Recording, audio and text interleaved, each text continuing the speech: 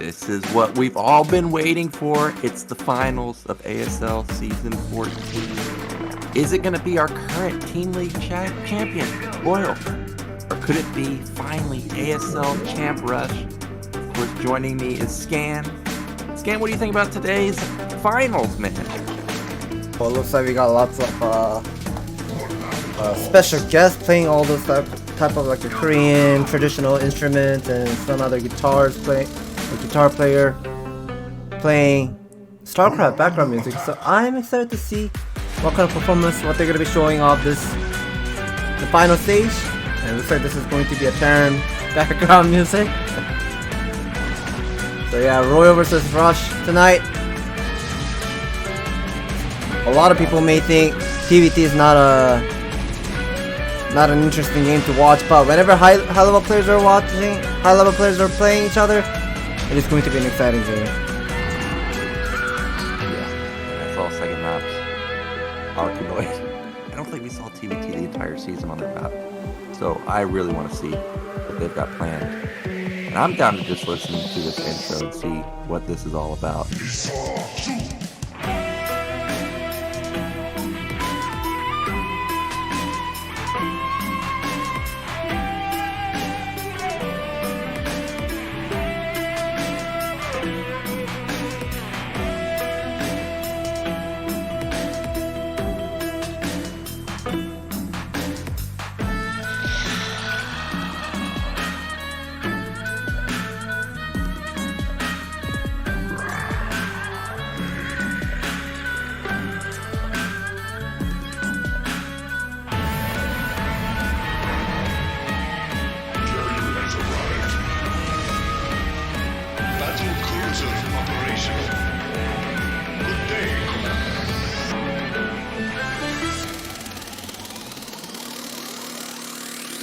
Nuclear launch detected.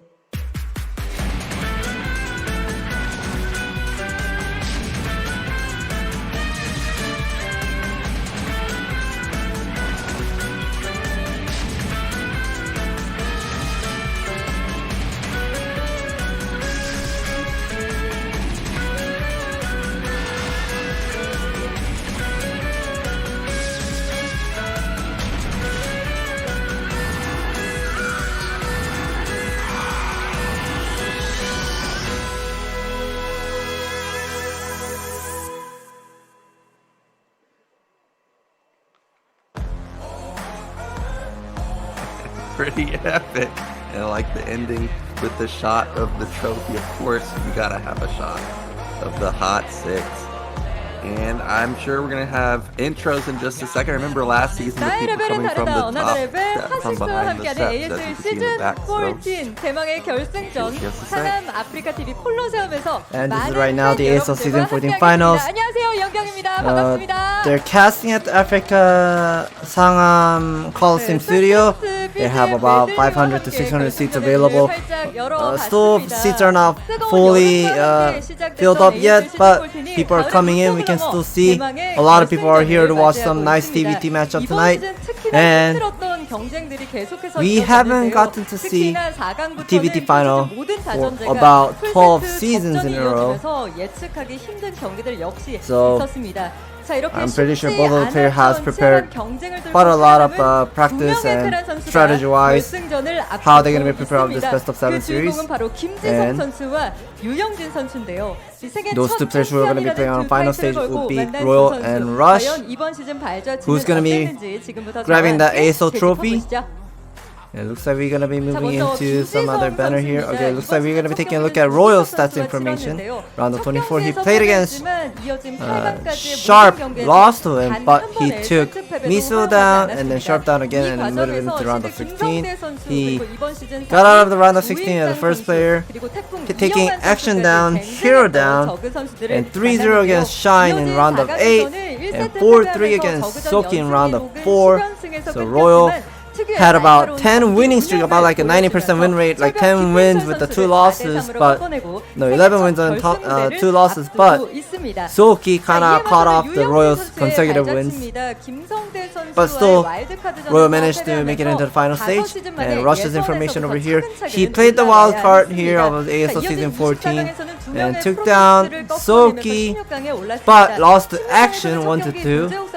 But since he wasn't able to make it through a wild card, he had to play the round of 24. He got out of the group, taking 3 down, taking Bingsu, Horang 2 down, and then make it into round of 16. He played against Best. He lost the Best for the first game, but took Sock down 2-0, and then 2-1 on the Best for the decider match. Round of 8. He played against Light 3-2. Round of 4 against Hero 4-3.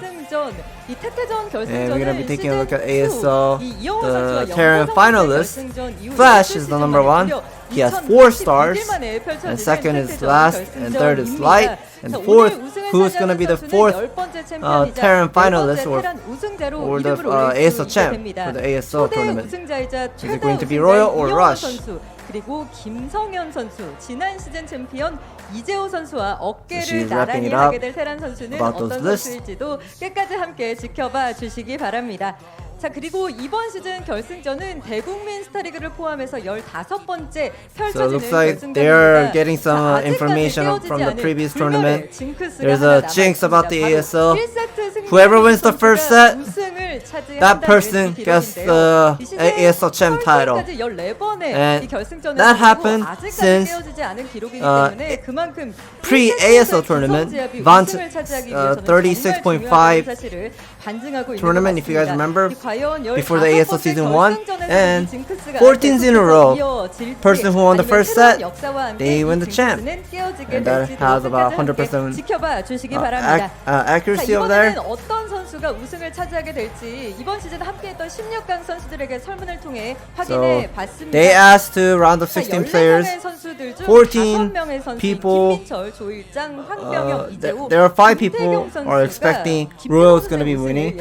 Soki, Hero, Barracks, Light, and Bisu are expecting Royal are going to be winning of this final stage. And there are about 8, I believe, 8 to 9 of the round of 16 players are guessing Royal is gonna Rush is going to be winning of this best of 7 series. And we are also going to be taking a look at online prediction. 61% for Rush and 39% for Royal. So that is somewhat one-sided vote for the online prediction, but Royal, you don't know how this guy is going to be playing in the best of 7 series. He does have lots of backup builds like how Shine does have, and it's very hard to predict. So both of the players don't have the ASL champ title. Who's going to be getting the ASL champ title? We'll figure it out soon. We will find out in just a couple hours. And I was looking at that prediction. The only one that matters, it seems, every single time we see the prediction is Snows. And he went 4-0 for Rush, man. Well, 4-0 for Rush, but I'm not sure. I mean, I don't know whether I want to spoil a little, but I was... Okay, looks like we're going to go into the highlight scene over here.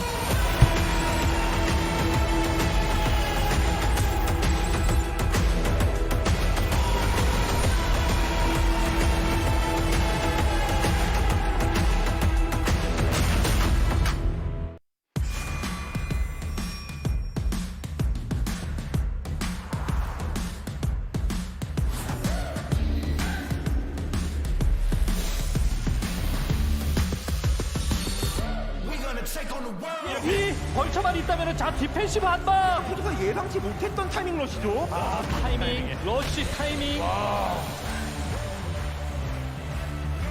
평소 전진 팩토리 빌드보다 훨씬 더 빠른 3FC 구였거든요. 김주성의 반짝이. 벌처가 안 죽어요. 제로기네. 둘은 맞아야 됩니다. 거기 전략 두 판을 꺼내들면서 다들 뒤엎고 발각됐을 김지성. 적자가 좋아요. 더 많아져요.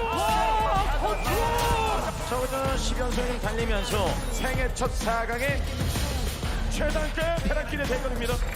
좀 건들고 12시. 아 벌처 난임이 좋았어. 진짜 타이트하게 하네요. 벌처 싸움에 굉장히 강해요 류영진이. 아 이런 압박은 진짜 오랜만에 느껴봤고 광기가 느껴지는 공격. 두드리고 또 와. 뛰면서 절벽을 넘어서 세계 첫 결승 진출. 리표가 됐습니다. 와 이걸 그냥 때려잡네요. 캔스 다 밀었어요. 유영진의 럭지는 멈추지 않습니다.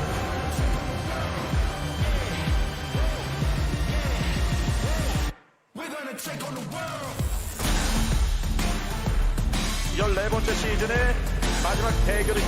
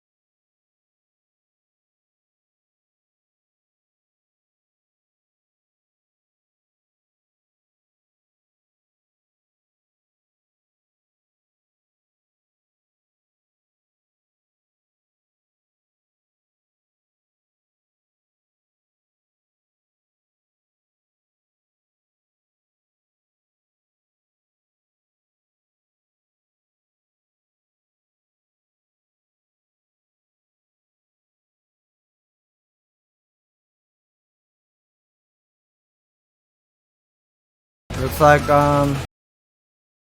Kester Park is here for the interview, but I don't hear him. So let me bring up the ASL mainstream platform to hear what they're saying.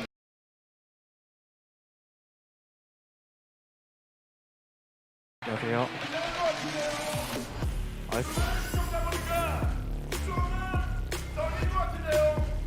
네, 이렇게 많은 관중은 또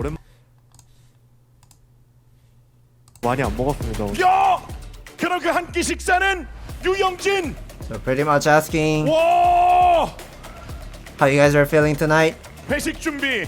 And Rose saying that he's feeling great. He's ready to 유영진 선수 go out for the dinner with his teammate. 정말 아쉽게 준우승.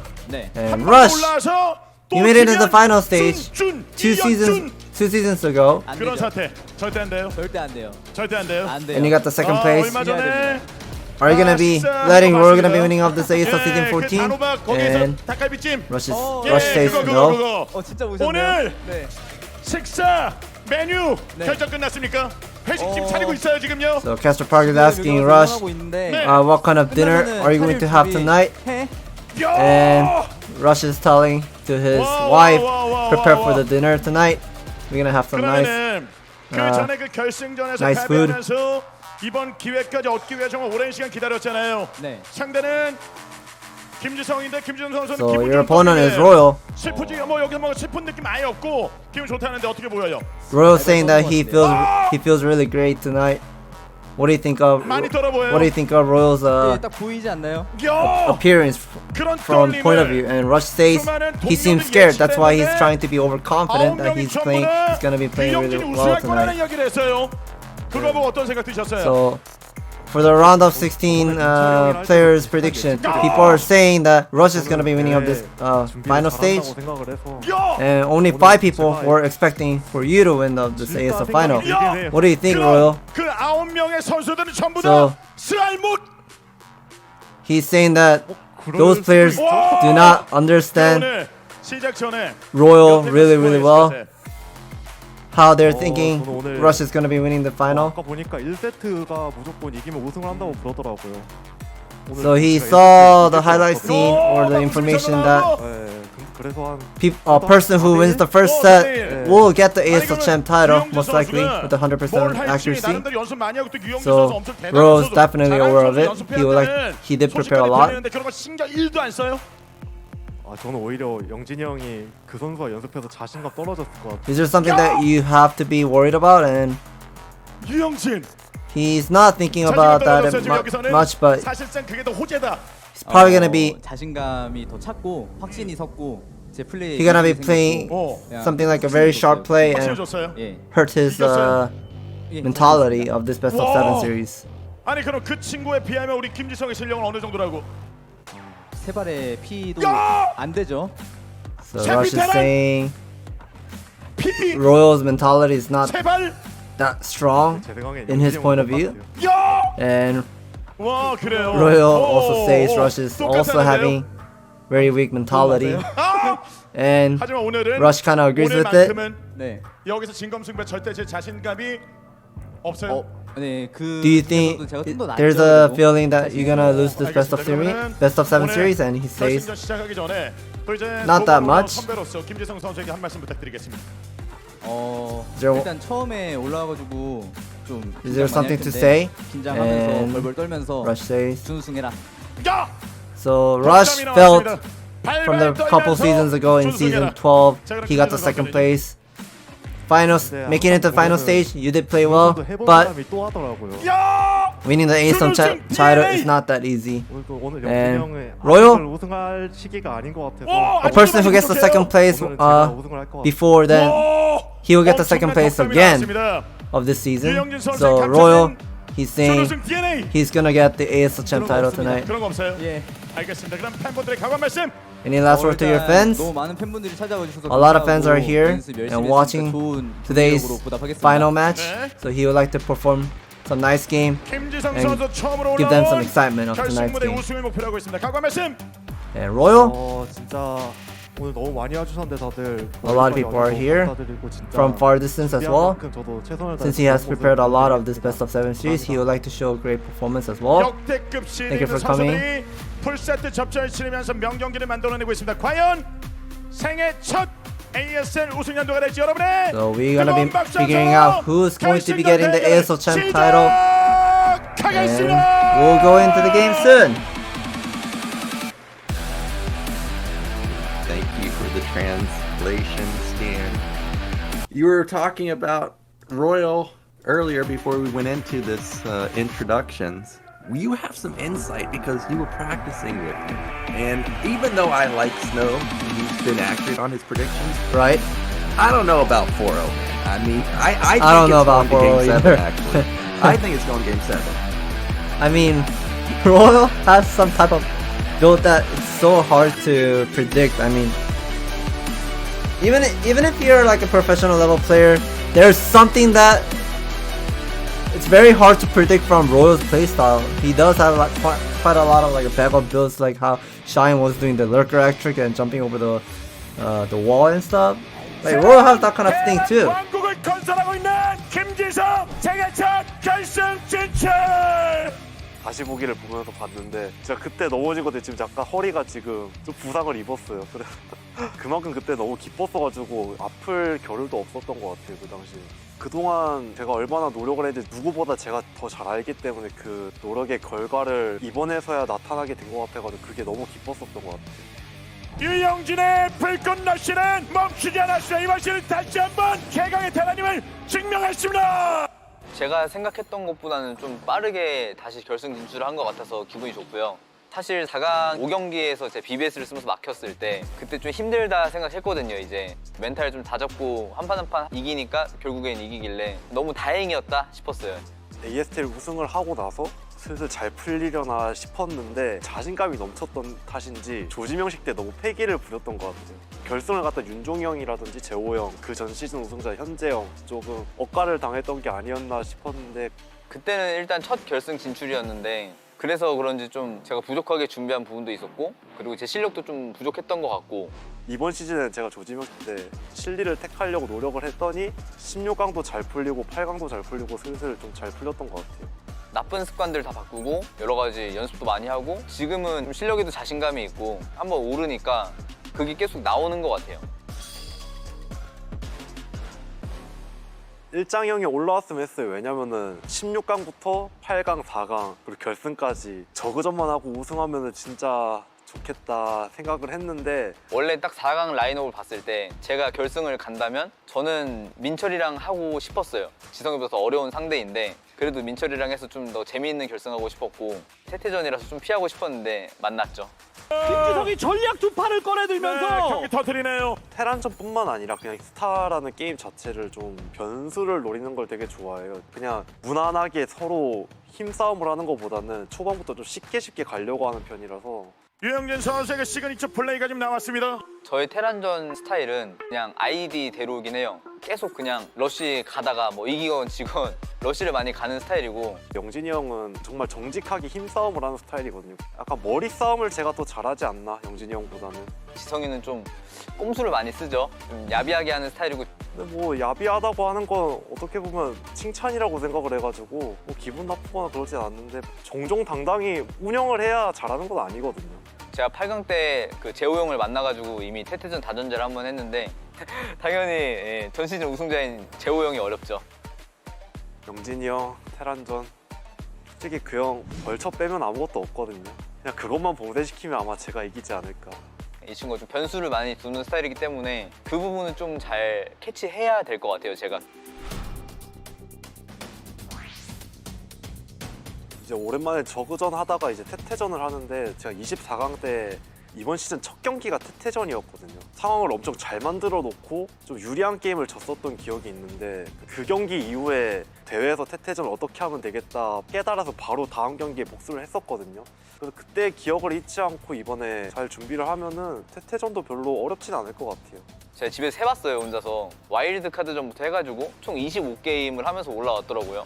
제가 이번 시즌을 하기 전부터 이제 느낀 게, 계속 시드에 있다 보니까 경기수가 좀 적어가지고 익숙하지 못해서 좀 못하는 느낌이 있었어요. 그래서 이번 시즌은 예선부터 하면서 한 단계 한 단계 올라가면서 16강 때부터 마지막 세트에서 이기고, 8강도 겨우겨우 마지막 세트에서 이기고, 4강도 그렇게 이겼단 말이에요. 그래가지고 좀 더 이제 단단해진 것 같고. 프로게이머 꿈을 처음 가졌을 때부터 항상 꿈꿔왔던 무대를 10몇 년 만에 밟게 됐는데, 요새 계속 우승하는 상상을 하고 있거든요. 그거를 꼭 이번에 현실로 이뤄낼 수 있도록 한번 해보겠습니다. 시즌 12에서도 사실 제가 엄청 지고 있는 와중에 어떻게든 7경기까지 가가지고 혈전을 싸우다 졌는데, 이번 시즌은 꽉을 간 기억이 많단 말이죠. 그래서 마지막 경기에 대한 자세 같은 거를 많이 느껴가지고 이번 시즌은 훨씬 더 잘할 수 있을 것 같아요. 오늘 태태전 결승이라서 걱정을 하시는 분들 되게 많을 거예요. 뭐 장기전 나오면 몇 시간 걸릴 거다, 뭐 하루 넘기는 거 아니냐. 근데 저는 절대 그럴 생각 없고, 제가 힘내서 더 빨리 끝내드릴게요. 다들 조금만 기다리세요. 현장에 와주신 많은 관객분들 너무 감사드리고, 항상 묵묵히 응원해주는 아내와 딸한테 너무 감사하고, 꼭 우승해가지고 같이 웃었으면 좋겠습니다. 저는 이번에 꼭 우승을 해야 되는 이유가 있어가지고, 이번에 죄송하지만 제가 먼저 한번 우승을 해야 될 것 같아요. 다음번에 제가 없을 때 우승하세요. 형. 지성아, 준우승하고 군대 가자.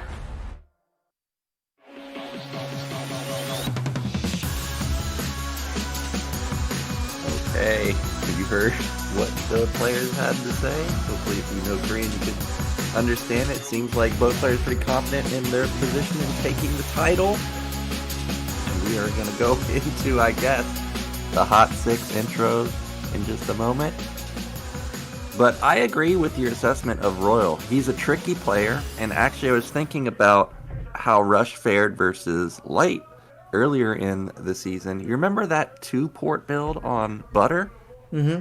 He caught Rush off guard going for Vulture Man, and I think we may see a different style from Rush here. I think we may see some Tank Goliath openers from him, just because I was going through VODs on Royal's channel, and he played the same build that Light did, that 2-port build, like a few months ago, and it racked up so many kills on the SCV line that if Rush...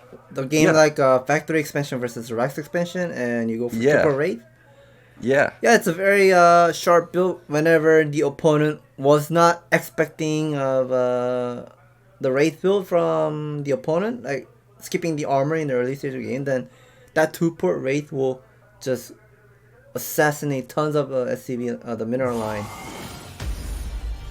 Yeah, I think it killed like 15 SCVs in that game, and we're getting a look at how the round of 8 and beyond unfolded. You can see Shine got obliterated by Royal earlier, then Royal took down Sulky in maybe the best Terran vs. Zerg series I've ever seen. But not to be outdone, Rush took down Light in the round of 8, and then had maybe the second best Terran vs. Zerg series I've seen in all of ASL. And I was wondering if the maps were randomized or if they were picked by the players, and we do see that they were picked by the players. And look at those picks from Royal. He picked all of the weird maps. All those type of weird maps. Very interesting. So that means Royal has something to show, some type of a strategy he would like to show from today's game. And all those 3 maps from Royal's pick are conceptual map, I have to say. I mean, New Arkanoid is like a island map. You cannot scout without your floating barracks or something like a floating eBay or so. Odyssey, you have double main, double gas at the main base. Nemesis is like a semi-island where you can just make it in.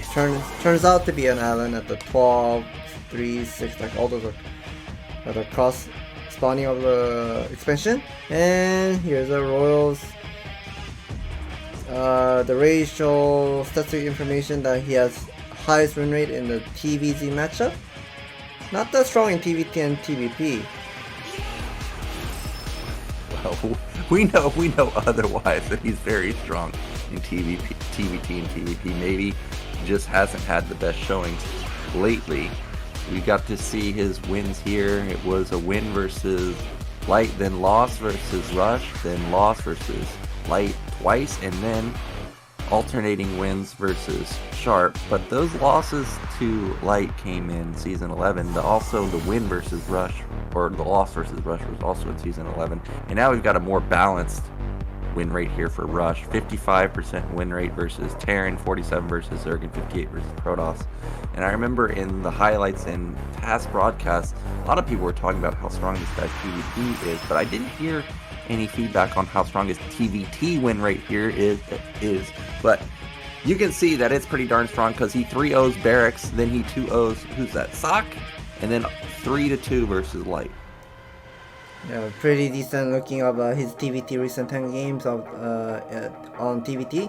So Rush has been showing great performance with the TVT and some data behind, but Royal, he only played 6 games, so there's not much of a data to collect for Rush to figure out what exactly Royal likes to do. I mean, they did play a lot of like spawn matches, spawn match, or like a pro league that they do online every day, but I don't know, or it's offline tournament, Royal hasn't shown that much of strategies.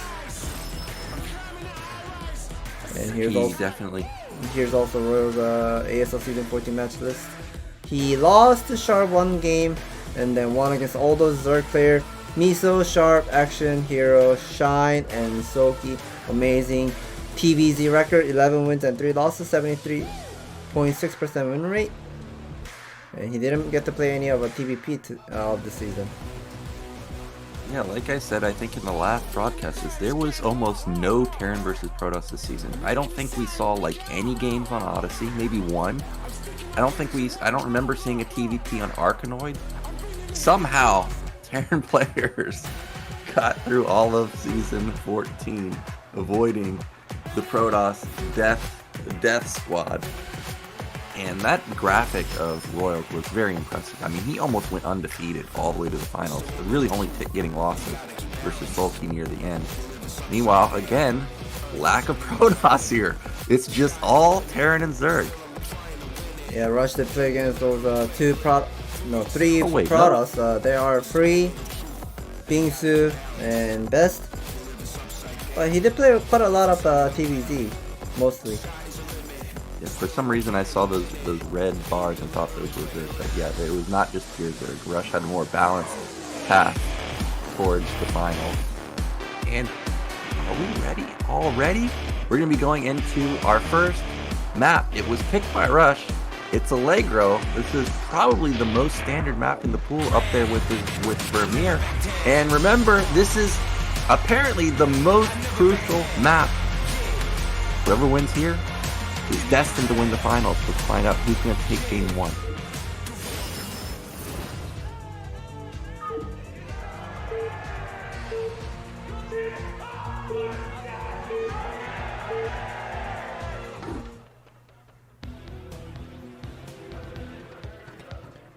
So, in the top right, our current Team League champ vying for his first title. It is Royal. And in the bottom right, our second place finisher from a couple seasons ago, it is Rush.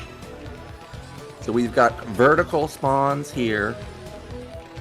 How does this affect build orders in TVT? Or does it affect build orders in TVT? Because I know players scout so late in TVT these days. Well, thing that we have to know is whenever players have spawn on the right side of the right side, then they kind of like to go for something like a Rax expansion, or sometimes they like to go for the factory expansion. But I guess more likely it's a personal preference. But sometimes factory expansion from the right side can be able to like compete against the Rex expansion from the left side of the mineral patch. And it looks like someone paused the game here, so there's something with the equipment problem or the computer problem, and we'll figure that out in just in a moment. Yeah, something must be wrong with the setup. Am I remembering this correctly, or did you also hear this? Did Rush start using like a ruler to measure his setup? I feel like it's not just Flash that does it anymore. I feel like I recently watched a video with Rush measuring all of his stuff to make sure everything's properly set up. Did you see that? No, I didn't get to see, but I saw Royal's towel on his what is it, armor? His towel? Yeah, towel on his chair for his for his arm. I mean, some of the chairs have the the arm. Is it called armrest? Like the armrest is so hard that whenever you're playing games too much, and then there's a lot of pro gamers, they like to put their arm on their armrest, and then if the armrest is too hard, then it kind of hurts your elbows so much. I kind of noticed that Royal had a towel on his armrest. Okay, well maybe the towel's out of place, or maybe the setup's not measured correctly for Rush, but we're definitely in a break right now. The towel, I've only heard that one other time, and that's because of Gumiho in StarCraft 2, but I don't think it's for the armrest. I think it's just because he's sweating so much with his hand. You know, in StarCraft 2 you got like 400 APM going crazy all the time, and it seems to me that there was a lot of Rush fans, but now we get to see the Royal fanboys right there. Shuttle and Hero rooting for him. And quite a lot of fans are here rooting for Rush here. Not sure what those tickets are. And Rush's fan, another Rush's fan. Pretty much people from Bosford, they will be rooting for Rush. And CWU for the Charwa University team. They are here to root for Royal as well. So it looks like, yeah, that's Bosford, the team for the university team for Rush, and having that jersey, I guess I think he bought the jersey shirt from somewhere. It looks like they're properly all set. Looks like we're gonna be moving into the game here, and who's gonna be building the supply depot first? Yep. So no aggressive opener from either side. You're mentioning that we may see gasless because these players both spawned on the right side, and I know Rush and Royal can both boost as optimally as you possibly can. You can even see Royal right there. There's actually a double boost when you're on the right side. The top patch and then the one right below it. So he's boosting both, and I can also tell from Rush's SCV position that he's boosting both. And there goes the... Oh, I thought the SCVs were going to go to the low ground, but not the case. It looks like Rush has put down the barracks near his ramp, so I'm going to be expecting Rush is going to go for something like something like a Rex expansion most likely, and Royal, since he has put that barracks inside of his main base but nearly at the on the other side, like at the third expansion, so he can lift up the barracks and send it towards the 11 o'clock really fast. So yeah, so he's actually expecting he's gonna be playing something standard, and he's expecting Rush is going to be doing something else with the maybe greedy build, so that maybe that can be the one of the reasons why Royal is doing the 13 scout. Not a lot of people do 13 scout in TVT, because if you do 13 scout like TVP, then oh my god, okay, that's a double SCV scout from Royal. Well, he already wants to do something special versus Rush, and I was thinking, wow, this is going to be basically the dream scenario for me, because we're going to see a 12 gas versus a gasless. I just can never punish this, and I want to know what's going through Royal's brain here, because remember, Light punished this, the 2-port, but we're not going to see that this time around, because this is going to be, I think, a proxy factory. So already in game 1, Royal going to be living up to his image with the bag of builds, and he's going to try and end this game quickly. Yeah, I see he put his gas back in the refinery, so this is going to be a Proxy 2 effect from what I'm seeing.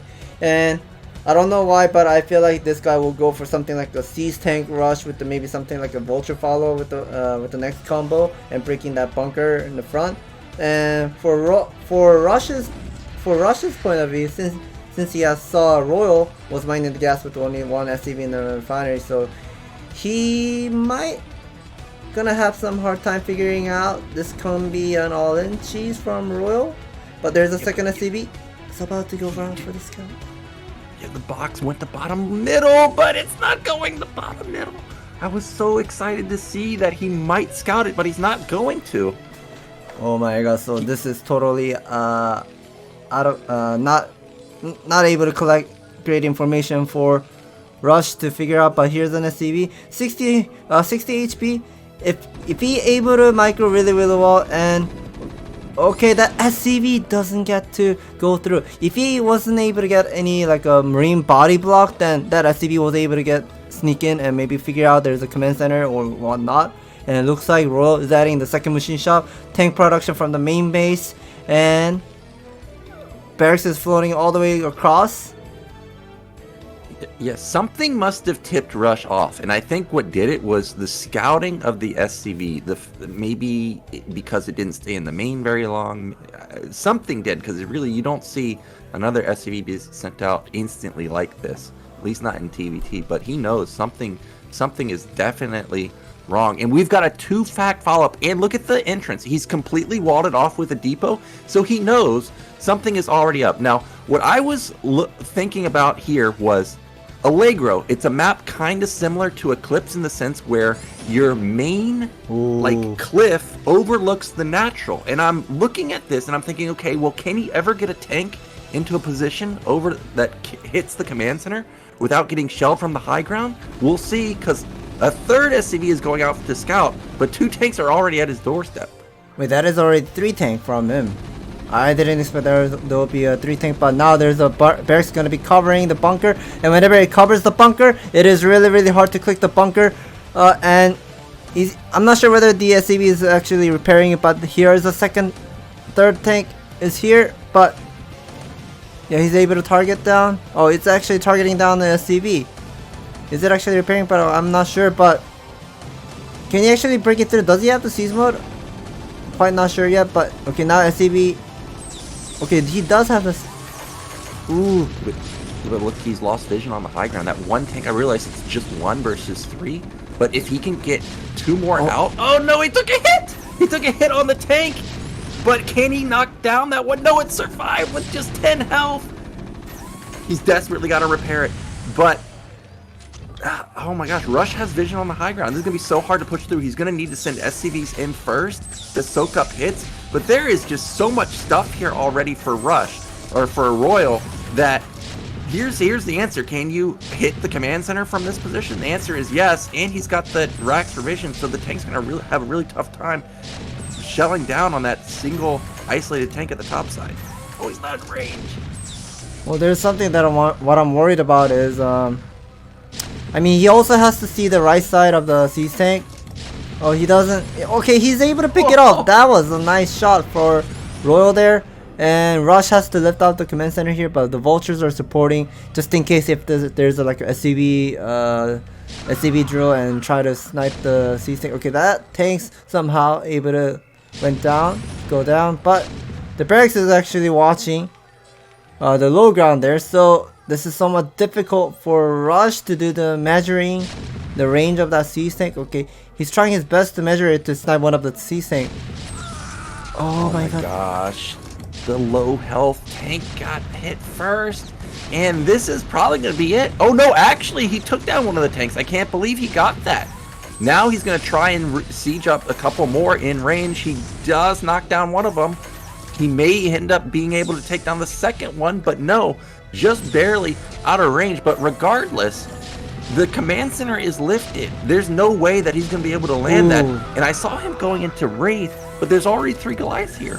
And the Goliath already has the range upgrade, so those the Wraith that Rush made, he can't really use that Wraith for hitting that siege tank a little, but I guess he will be able to take down one of the barracks. But okay, he's measuring the siege tank range.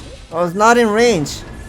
Oh my gosh, but he busts out. He somehow gets out of his main. I cannot believe he actually took down all those tanks. And now actually his army comp is, I was gonna say stronger, but now that I'm looking at it, it's probably somewhat even because he's got both tanks in siege mode already for Royal. Oh man, that SCV took a free hit, and he's actually gonna pop one. Okay, he pops 2 of the tanks, but 2 of the Goliaths still survive. However, this is 4 SCVs off of the line for Royal, and supply count is not really that much in his favor. Okay, didn't rush overstep though. SCV's body blocking, going to knock down another tank. That's a very good save for Royal, containing Rush as much as possible. And Rush, he might want to squeeze all of his best beam gas and make some like a siege tank and maybe a wraith and maybe pull out some SCV to break it through. But if he gets contained, okay, there's a SCV pull to break it through, but will he be able to kill it? Okay, one of the siege tank was not in range of shooting that one of the siege tank, and now that second tank will fall. That does not seem too good for Rush to break it through. Yeah, he's desperate to get out because he knows rallied 2 fact when you only have 2 fact, that's gonna easily get contained and you're almost never going to get out. I also like how Rush has positioned his tanks where he's no longer affected by the high ground. Like there's no way that tanks can get in range and, you know, have high ground advantage. And I think the Goliath already has range upgrade, so this Wraith is really going to do almost nothing for Rush here. And it looks like Royal is sending out another SCV towards all the way to 9 o'clock. I'm not sure what exactly he's planning to do, but maybe he's going to be taking out like something like a hidden expansion. Okay, that one of the siege tank, but Goliath was not in hold position, so that Goliath will fall. So Royal might want to be careful with his decision making here. Yeah, with the barracks dead and now nothing to spot for him, you've got to be very careful. And that was the perfect scan. He instantly pops the tank. I think he picked all 3 tanks, but there is no anti-air, so the 2 Wraiths will rack up another tank kill. But behind this Royal, he's going into 4 facts. That SCV at the left side, I think, is for a hidden command center, and there it goes. Finally falls, but he's lost his contain. That is a very good siege tank measure. Measuring the siege tank, but SCVs were soaking up all those tank shot, and that Royal siege tank was shooting down on Rush's siege tank, so that was not a efficient trade for Rush there. But the contain is slowly break it through, but one of the last tank will go down. Wraith survives. Very good. Yeah, now Rush, he busts out of his position, but I wonder what he's thinking, because Royal, if he had flooded factories like faster without this hidden command center, there would be vultures here, or there would be more Goliaths here. I wonder if he's thinking potentially there could be a race switch, because that does happen in TVT. But for now, I guess he's not suspecting that at all, because he's content with just pushing across the map with 5 tanks, and he is going to go onto the high ground. That high ground siege tank with the Wraith production. I mean, I'm not sure how many Wraiths Rush actually made, but that's quite a lot of investment for the Wraith production for Rush, so he's not going to be having that much of a factory count. Okay, measuring the siege tank. Okay, Goliath, no, doesn't need to survive. Yeah, he does survive it, but now this is a time that both of the pairs are going to be transitioning into mid-game here. Rush is calculating the siege tank range really well and constantly sniping, and Wraith is also doing the scout to figure out where all those okay, looks like he's trying to sandwich from the both sides, but the left side of the siege tank were out of position. Yeah, that was a miss rally right there. He loses not just the 2 tanks, but also the Wraith. So he doesn't have, well, he rebuilt another Wraith, so he's still going to have vision. And you can see why vision is so key, because I don't know how many tanks Rush has killed because of this single Wraith spotting for him, but he's killed a lot. However, he's going to come in here and he's going to see that, okay, dude, you've got 4 factories. You've got a 5th in the center of the map. It doesn't look like Royal's hiding anything, but like I said, it feels kind of weird that it took him so long to get this many factories up. So Rush may be thinking, okay, maybe you did hide something, You can see Rush is scouting with something at bottom middle, but he did not actually go to the left side. So that third base is up and running for Royal, and he's only mining gas. There's something that I just noticed that barracks, Royal's barracks are already floated towards the Rush's natural, so that's another barracks just being sacrificed for nothing. But somehow Royal was able to sneak out some of the Vulture and put some spider mines. But does Rush know about this? I know Rush didn't get the academy that fast enough. Okay, he's stepping on one of the spider mines and losing the SCB at the bottom middle. One of the tanks will get sniped, the low HP one. Okay, he figures out the low HP one. SCB is getting sniped as well. Okay, he's gonna be sneaking inside of the natural. Yes, he will. There's no compensation yet for Rush, so Rush was kind of somewhat desperate when he wanted to move out there, because if you invest that 100 Vespin gas for the compensation, then you're gonna be having lack of C-Stain count and not gonna be able to break it through. So great play for Rush, but he still needs to get some intel of what exactly Royal's doing of this game. Yeah, because if Royal ends up taking this game simply because mid-left never gets scouted, Rush is going to really be kicking himself. The Vultures intercept each other in the middle of the map. I didn't see many mines get placed from Royal, but you can see that they have all been placed, I guess, at the top side. The Vulture comes in, and of course, he is going to get a kill on that command center. This is so annoying for Rush. Supplies are still dead even though, but we are going to have that race switch. So race switch from Rush, I really like it, because since he has that third gas available at the bottom, the mid left side, so he does have more Vespin gas to produce more tanks and more something heavy gas unit there. Looks like Royal wants to do something with the C-Sting line. Okay, he's gonna be sneaking out. A dropship will be coming here. He does spot the starport, one starport making the wraith. Oh my gosh. I thought that those tanks had vision. I was like, oh my god, you're going to take so much damage. But he is going to trade 2 for 3. It's not bad. 2 for 4. But that's not really the trade that you wanted. However, Rush does see, okay, man, you've got 5 factories, you've got double starport, and you got cloak, and you don't have a third gas. That may have finally tipped him off onto something weird going on. But for now, again, there's still no movement at all towards the left side. Yeah, Royal's starting to have some the bank, like the saved up bank, like going up really fast here. And now Rush made a little bit of a mistake while he was going for the drop here, and he's trying to eat up those C-Stains, but Rush scans it on time, and now Vultures are coming here to put some spider mines, and it looks like Rush is now targeting down those C-Stains on time, and this seems like the trade seems about to be an even trade, but the high ground advantage for Rush. He didn't. Okay, it looks like he lost more tanks than what I expected. Yeah, he lost a lot of tanks there, and something that I noticed for both sides is neither player has +1 weapon just yet, so nobody going into the +2 power spike. It looks like slowly Rush is taking more control of the map. Like, he has the center, he's got a contain at kind of in the middle, also on the top side, and that was a huge hit. The mine connected onto 3 tanks, and that means that Rush is going to be able to push and knock down top middle, but unbeknownst to him, still mid left is up and running. Yeah, one of the unfortunate part for Royal would be that floating barracks for Rush is constantly watching where the C-Tanks are moving towards. I don't know whether the command center is being completed. Yeah, the command center is completed. I don't know where the raids are. He was making the cloak raids and so on. Royal does have a decent amount of factory compared to Rush, so okay, they are now the special force unit. Raids are going to be sniping one of the Goliath here, and that will push Rush's C-Tank away soon. Does he have more Goliath? Yes, he does. He does have more Goliath. He needs to bring those Goliath to save those C-Tank. And now those Wraith needs to run away. Will they run away? Probably not. He's going to get 1 tank, but he's going to lose like 3 Wraiths in the process. That's a big loss. However, this does allow Royal to secure top middle, and what looked like a low tank count all of a sudden is really high. He's got like 7 tanks securing the top side of the map. The Vulture is not going to rack up that many kills. I see now both players have +1 weapon, so +2 should be started for both sides in just a second. And we finally see a supply gap kicking in for Royal. It's about 20 supply. It's not the biggest deal in TVT, But I can't believe mid-left has still gone unscouted. He hasn't scouted any of the left side. The mines aren't going to spot it either.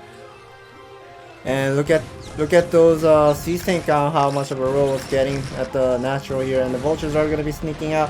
And is it going to be hiding at all the way to bottom left side, or is it just going to be diving into 6 o'clock? I'm not sure, because Rush is going to be having some backup unit. Okay, maybe he does not going to be having that much of a backup vulture here to fight back with the vulture count. Royal is trying his best to have the high ground advantage, but that trade doesn't seem... I guess the trade went well for Royal here, and Royal does have decent amounts of sea tank and a vulture count probably at his natural, and there's a cloak wraith was sneaking out all the way across. Yep, going to bottom middle. There's no Goliath there, and at the same time, Royal pushing out, and he's gonna bust this middle, but it is high ground. So it's going to be big losses for him, and I think he may have overstepped here, but he does alleviate some pressure. But at the same time, like you said, the race at bottom middle are racking up so many kills. There are 6 of them there, so they are definitely two-shotting these SCVs. That was a big hit. He loses a lot of tanks, more vultures streaming in, but the focus fire from Rush, look, he's focus firing down all the tanks. It was a miss on siege right there. That's a huge mistake from Royal, but still somehow supply is still so high. Well, I don't know how he made a mistake with the unsieging part, but I guess the trade still went well for Rush, went for Royal, because he had a lot of those the bank from the 9 o'clock that he was collecting from there, and he's just pretty much crushing Rush with the macro playstyle here. Yeah, he is, but he's got to be careful with his tanks, because he is pushing so fast that a lot of his tanks are taking free hits. Like, one tank just died right there basically for free, but he is within range of the command center, so it does put a lot of pressure onto Rush.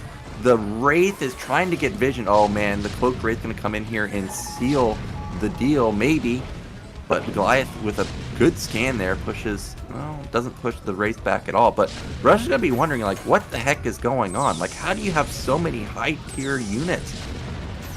Yeah, that is absolutely true. And those Wraiths showing the vision and having the map vision for the fourth expansion for Rush, and Rush needs to prepare his command center as much as possible.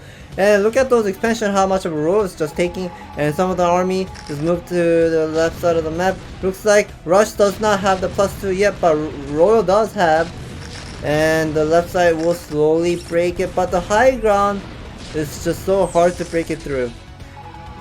Yeah, even though the map looks still decent for Rush, I gotta say, I think Rush is just hanging by a thread. Like, oh, he still doesn't find mid left. Like, I'm looking at bottom middle, the natural for Rush. It doesn't seem like there's almost any SCVs there. He lost so many at bottom left that I think his econ is just really down in the dumps right now. We see that Royal is double expanding the top left. +2 power spike for Rush, which is massive. I think Royal's +2 power spike should have kicked in too, though. Okay, so now it looks like Rush is trying to break it through with the +2 weapon upgrade, but he did clear really well. But here's another raids are coming to snipe the dropship, so Rush is trying to transitioning into drop play, but Royal just constantly picking up all those air unit and denying all those possibility, and Royal is just everywhere taking all those expansion. He's just expanding everywhere like madman, and now he's collecting those dropship. I can see he does have a double control tower. Oh, not sure what exactly happened with the SCV transfer. Oh, maybe the command center didn't finish on time, so maybe that SCV was transferring those to 9 o'clock there. And yeah, here's the dropshipping coming. Yeah, Vulture's gonna rack up so many kills. This may trigger the GG actually, because like I said, you saw at the natural there was what, 5 SCVs there mining. I mean, that's not a lot of eco. We also know that the mineral only has been shelled non-stop by these tanks, and now we're gonna have probably the doom drop on top of these tanks to shut this down. And once these 4 tanks go down, basically Rush is gonna be reset to 1 base versus, what is it, 5 for Royal? Okay, there are 2 tanks were waiting at the main, but here's the doom drop. Will Rush have that reinforcement popping out from the factory? Yeah, I guess the answer is no. He doesn't have those army just popped up from the factory. He's trying to retreat all of his army to defend his main base, but the army is just way too big for a rush to stop. And here's the more dropship. 6 dropship this time with mass tank being loaded up. Yeah, and if he scans the mineral only, he'll see that there's nothing to defend there anymore. They've been repositioned. So just unloading right here. Okay, maybe not. There's 4 tanks in the mineral line. I thought they all moved. But where are the tanks going to go now? Actually, this is a good defensive position for Rush. However, you know what's open, Scan? Bottom, middle. There is no defense there. Right, this game just doesn't seem too great for Rush. And Wraith is still there. So he's got air support also. This has to be it. Oh my god. The tanks are just blowing everything up. Look at that C-Tank micro just constantly sniping and whenever the tanks are coming in. It looks like he just knows that he can able to defend without the micro there. A lot of SCVs just being sacrificed. Rush taps out. GG's call. Royal will be taking game number 1. Yep, Royal gets game number 1 and it looks like a convincing win. But if you take away that third base, I don't know, man. Rush had a really good comeback. I thought he was dead from the beginning. When I saw him go 2-fac versus a 2-fac without vision, where his tanks were barely out of range, I thought there's no way he's going to make it out. And I thought for sure the Wraith was a mistake since he was only on 1 base gas. But he had a really good comeback, busted out. And once he set up the contain after that, I thought, okay, did he really do it? Is he actually going to take this game? But just too much econ for Royal. Yeah, I'm looking at his armrest. It seems like it's a towel on his armrest for the left arm. So yeah, maybe he puts his arm on the armrest whenever he plays. And I do that same way too. And Rush is probably... Oh, there's an Ample in the middle there. Ample is rooting for Royal here. A lot of CW, the Charwa University teammates are here and rooting for Royal here. Students are here as well. To be split pretty evenly. We're going to go into a break and we've got my favorite map coming up. It's going to be Arkanoid. It'll be our first PvP of the season. We definitely don't go anywhere. Oh, hot 6. No, man, you just ruined the setup. 유영진 선수가 함께 그리는 인생 그래프 한번 이야기를 나눠보도록 하겠습니다. 어서 오세요. 어서 오세요. 선수 다 4강에서 7곽을 하고 올라온 선수들이거든요. 결승전도 태태전 7곽 예상하나요? 그러긴 싫은데 싫다. 이번 시즌 뭔가 8강부터 대강 많이 나와서 갈것 같기도 하고 저는 16강 때부터 꽤 마지막에 올라왔거든요. 계속 꽉으로. 그래서 결승은 꽉 안 갈 것 같아요. 이 친구는 좀 더 빨리 끝낼 수 있을 것 같아요. 그리고 유영진 선수가 좀 빨리 끝내는 테란 이미지를 좀 갖고 싶어하는 것 같더라고요. 이번 시즌 빨리 끝내기로는 제가 더 유명하거든요. 그렇죠. 태태전도 근데 빨리 끝낼 수 있고 영진이 형 단순하잖아요. 저 친구는 좀 야비해요. 야비하고 너무 화기애애. 아니 무슨 예능 토크쇼 같아. 결승에 올라온 선수들만 할 수 있는 이 특권 인생 그래프가 있어요. 본인의 인생 전반을 아우르는 희노애라 그래프를 좀 그려볼 텐데 포인트를 찍어가면서 그래프를 좀 그려주시면 될 것 같습니다. 일단 김지성 선수의 인생 그래프부터 한번 저희가 쭉 살펴보도록 하겠습니다.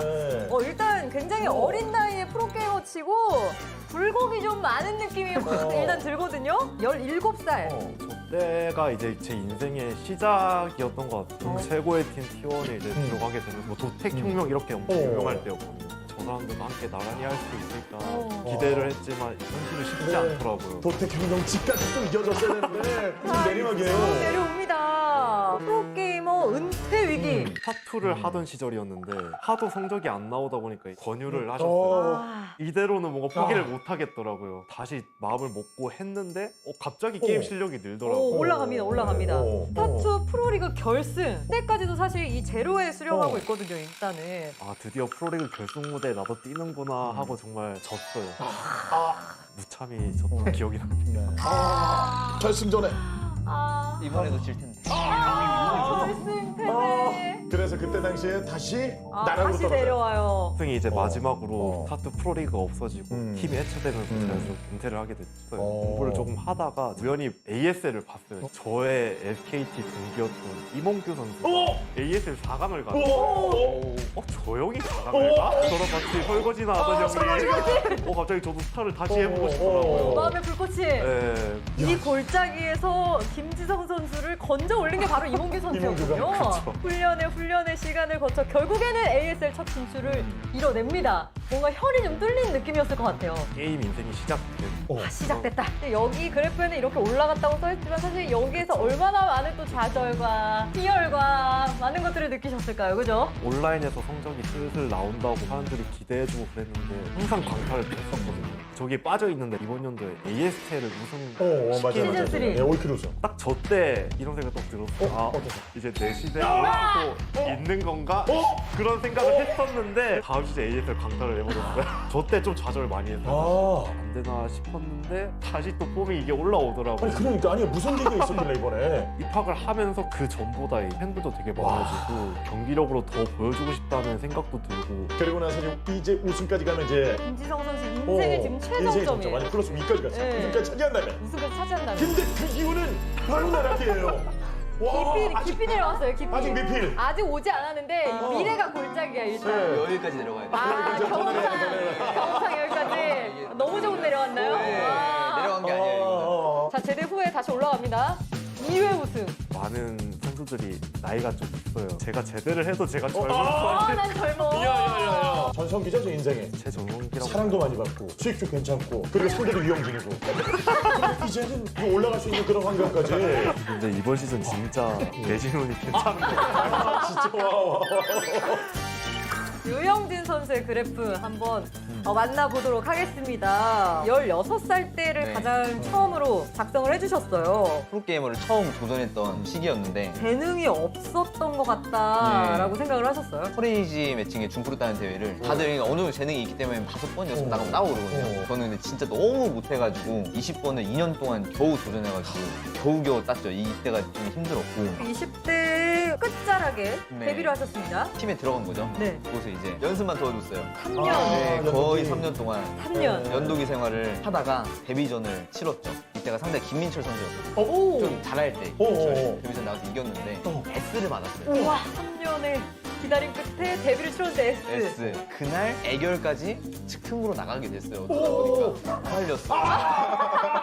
명훈이 형한테 김명훈 선수 때문에. 제 인생이 좀 망가졌죠. 스타2 이제 넘어가는 시기에 적응을 좀 못했어요. 동변을 한번 했어요, 적으로. 토요일에 적으로 한번 랭킹전을 하고 일요일에 테란으로 한번 랭킹전을 했어요. 둘 다 전체 꼴등. 아이고. 은퇴. 바로 네, 안 될 것 같아서 바로 바로 은퇴했는데 은퇴. 거기서 이제 악마의 속삭임 한두열이라는 친구가 있어요. 한두열. 우리 이제 같이 롤 프로게임을 해보자. 혹했어요. 그것도 쟤는 없는 거 알고 들이댔어요. 네. 인천에 오피스텔 하나 구해가지고 네. 페인 생활을 했죠. 어. 안 됐어요. 안 됐어요. 군대를 갔죠. 그럼 1년 반의 생활을. 생활을 그쵸. 오피스텔에서 하고 예. 또 인천에서의. 거예요? 그쵸. 상병 됐을 때쯤에 정우 형이 권유를 했어요. 한번 해봐라. 가평에서 나중에 자전거 대여해주는 일을 할 거다. 라고 하길래 제가 주현아 같이 BJ나 하자. BJ랑 같이 하게 됐어요. 저녁을 9월 1일인가에 했어요. 9월 2일에 반계약을 하고 9월 3일에 방송을 시작.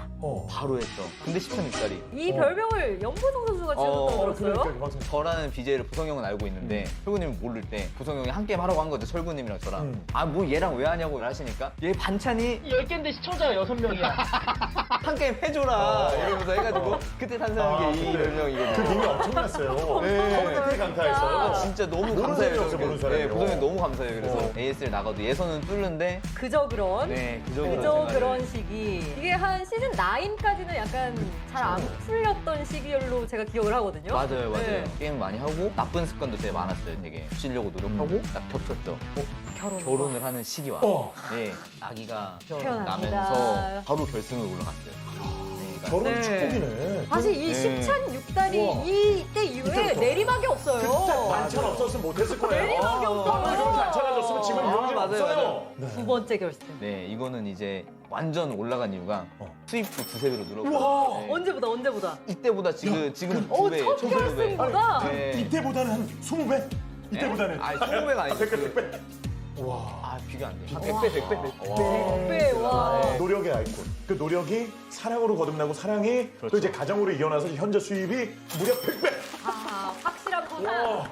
지성이는 사랑이 없어서 안 돼. 사랑이 아니. 안 돼. 제 두 분의 공통점 뭐냐면 ASL이 인생을 바꿨다. 맞습니다. 정말 ASL이 꾸준히 이어지니까 거기서 동기부여가 돼서 이거 진짜 영화 한 편 본 느낌이에요. 진짜 영화 한 편 본 것 같아요.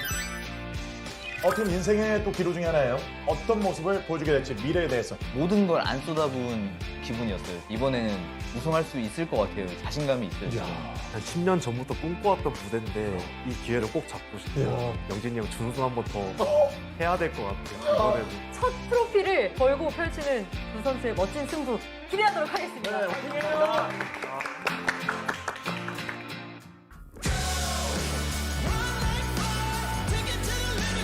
And we are back. It's going to be game 2 in just a moment. Arkanoid's our map, and it was picked by Royal, who's already up 1-0.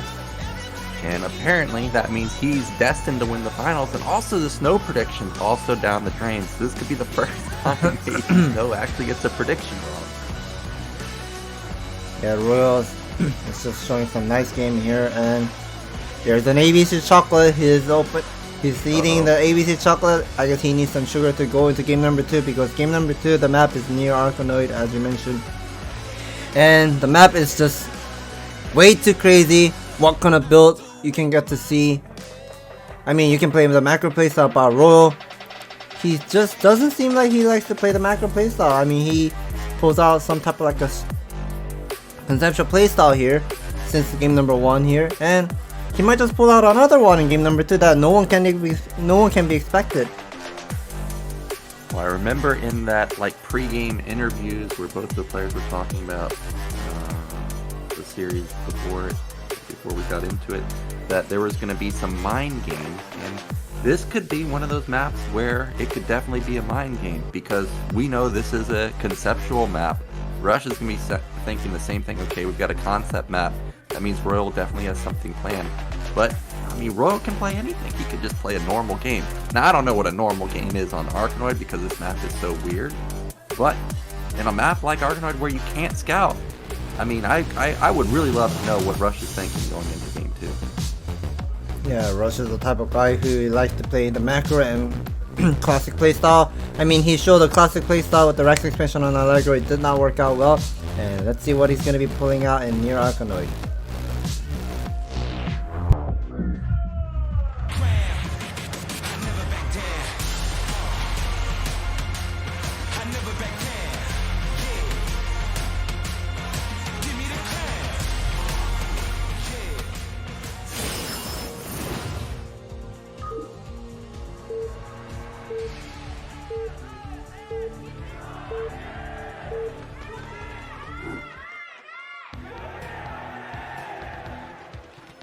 So in the top left, 1-0 in our finals, it is Royal. And in the top right, in the red, it is Rush. And both of the players are just working on this optimized mineral patch. You can see Royal's mine in the very top one. That can it's just like the Zerg one, like doing the auto boost there. You can see the SCB just bouncing up on the command center and go back to the mineral line. And Rush is also doing the micro, which is third and the fifth one. Yep, you can see him doing it on both of them right there. Now TVT on Arkanoid. Oh, is that Sock and JYJ? I don't think so. No, Kinda I don't looks think similar, so. though. No, Kinda Sock is chubby. He doesn't seem that. He doesn't seem. He's not a slim guy. Oh, look at this! What's this? 10-10-10 from Royal? Ooh. So he does have some type of bag of build we can get to see here, and Rush is pulling something like a standard one with the supply depot. Well, unfortunately for Royal, he's not going to find Rush with that Barrack Scout because he's built it towards the bottom middle, and we know that Rush is top right. Now Rush, is this going to be 14 command center? He's still got to take out those eggs. Yeah, I think he's just most likely gonna go for 14 CC, I believe. And this just doesn't seem too great here because Rush is the one gonna be making like 2 to 3 Marine maximum and then start floating the barracks. But for Royal, he'll be immediately lifting up the racks and finding out where Rush is located at as soon as possible because he's pulling out one base something. So he needs to scout where Rush is at the bottom left or bottom right or top right side. Well, there's the first factory, and instantly when I saw that it was going to be 10-10-10, I thought to myself, well, this might be 2-port raid. But the more I'm thinking about it, the more we know that it's Royal of all players. Could this be something like a Goliath drop? Like, is that a possible thing on Arkanoid? Now, that was a cute move from Rush to get out an SCV. Now, I don't know what he's trying to do here, but all he's really scouted so far is that, okay, well, he's not Proxy, but there is the second factory, and I guess it could be Goliath drop, or maybe just a push straight through the center of the map. Look at that worker. He only has the perfect amount of worker count for one base saturation here. So I have a feeling, I don't think he's able to afford enough money for the armory and a Starport follow-up. And here's the machine shop being added. So it looks like this is going to be a two-fact rush. Yeah, he's obviously got this mapped out because he's pulled off SCVs to start knocking down the temple. He's used the racks to scout bottom left. There's nothing there. So he knows that Rush is on the right side of the map. Of course, he's hoping that Rush is top right, but for now, he's still unaware. Now, we saw Rush go for gasless into 2-fact last time around. Wonder if he'll continue to go for 2-fact here, or if he'll go into some starports himself. And like I said, Rush has to make 3 Marine to figure out what exactly. I mean, he needs to make those 3 Marines to clear those neutral building and lift up the barracks and figure out where Royal's located at. And those 3 SCV is actually taking down the temple really fast. I mean, it's faster than what I expected. And here's a third depot being made and second and a third tank production on the way. So it looks like this is going to be maybe about maximum 5 Cs tank with the Vulture follow up and try to end the game. Yeah, but because he's not able to get across the map instantly, I don't know how well this is actually going to work out for him. We've got double factory follow-up for Rush, so he's going to have a high tank count also. But we do have 3 SCVs and a single tank out onto the map. He's got 3 tanks now. Okay, here's an academy with the armory being added, and those 3 Marines are about to clean up those Zerg neutral building, but I'm not sure whether the Marine should be standing over there. I mean, maybe he might still have enough time, but the scouting SCV looks like he's definitely or sometimes like a cheese Russian, so that's why he's SCV is just watching. And now both of the players will watch. Hey, you're located at that spot. Oh wait, where's he going? Oh, okay, he's now killing the power generator now. Royal does have the 5C tank on the way. Rush is making the bunker. I don't know what that upgrade is for Rush, but does he have enough time? Yeah, that's the question. I feel like he's going to have enough time. I think he's going to be able to get up his siege mode in time. I think he needs to put down a starport. Just like in the game before, the Wraith did so much for him. He got so much vision, and that's probably the starport at top middle right now. The tank count was too high, I think, for Rush to think that this is just a single tank or a single factory, single starport, but here he comes. Siege is still not done. SCV's pulled off the line. Bunker is gonna help out so much, but that's 5 tanks versus just 3. However, SCVs are great versus tanks, so I don't know how well this is actually gonna work out for Oh Royal. my He's God. picked off one of them already. He's gonna pick up a second tank, but all the vultures died. Yeah, I guess the vultures don't really matter. I mean, I don't know what exactly he's waiting for. Okay, he's waiting for the siege mode. And does he know about it? Oh, it gets shot and SCV just got picked off. Supply block, a supply depot block for the additional vulture follow-up. So that is really great. And 3 tank just now being made. Looks like this push ends up getting denied, I suppose. Yeah, it's definitely denied. There's a depot at the entrance now, so the vultures can't get in. It would be different if the vultures could have gotten in here and harassed the SCV line at the same time. But with this being held, it feels like Rush just has a massive advantage, and he does. He taps out, so that means Rush is going to tie up the score 1-1. But for a moment there, it looked dangerous. Yeah, I guess that if he didn't have that scouting SCV like jump over the wall to figure out whether the Rush is coming or whatnot, then he would have been dead in my opinion. I mean, knowing the fact that Rose coming like 1 minute ahead of time does buy him some time to finish up that machine shop season mode upgrade on for this type of all-in summon. Yeah, if the bunker doesn't go up, if the depot doesn't go up to wall in the vultures, or wall out the vultures, then maybe Royal could have made it work. But I still don't know, because I know how strong SCVs are. Like, they're just so strong. But he did have 5 tanks versus 3 with 2 vulture support, so it was a really slick timing. I don't think I've ever seen that on Arkanoid ever. So, cute build from Royal, but in the end, does not transition into a victory for him. But now it will be back onto Rush's map pick, and the third map, I think it's Vermeer. Yeah, I think the map is Vermeer. Of course, the standard map, how Rush likes to play most of the time.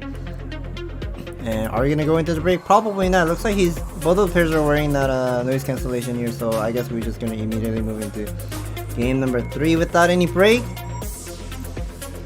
Well, so far we've seen Royal be aggressive in both games, and I noticed that in a lot of series, once the trend of aggression starts, it tends to continue throughout the series. So we'll see if game 3 will be again another aggro opener. So far we've seen aggro openers that were both factory builds. Maybe now's the time for a raid. Find out game 3 Vermeer.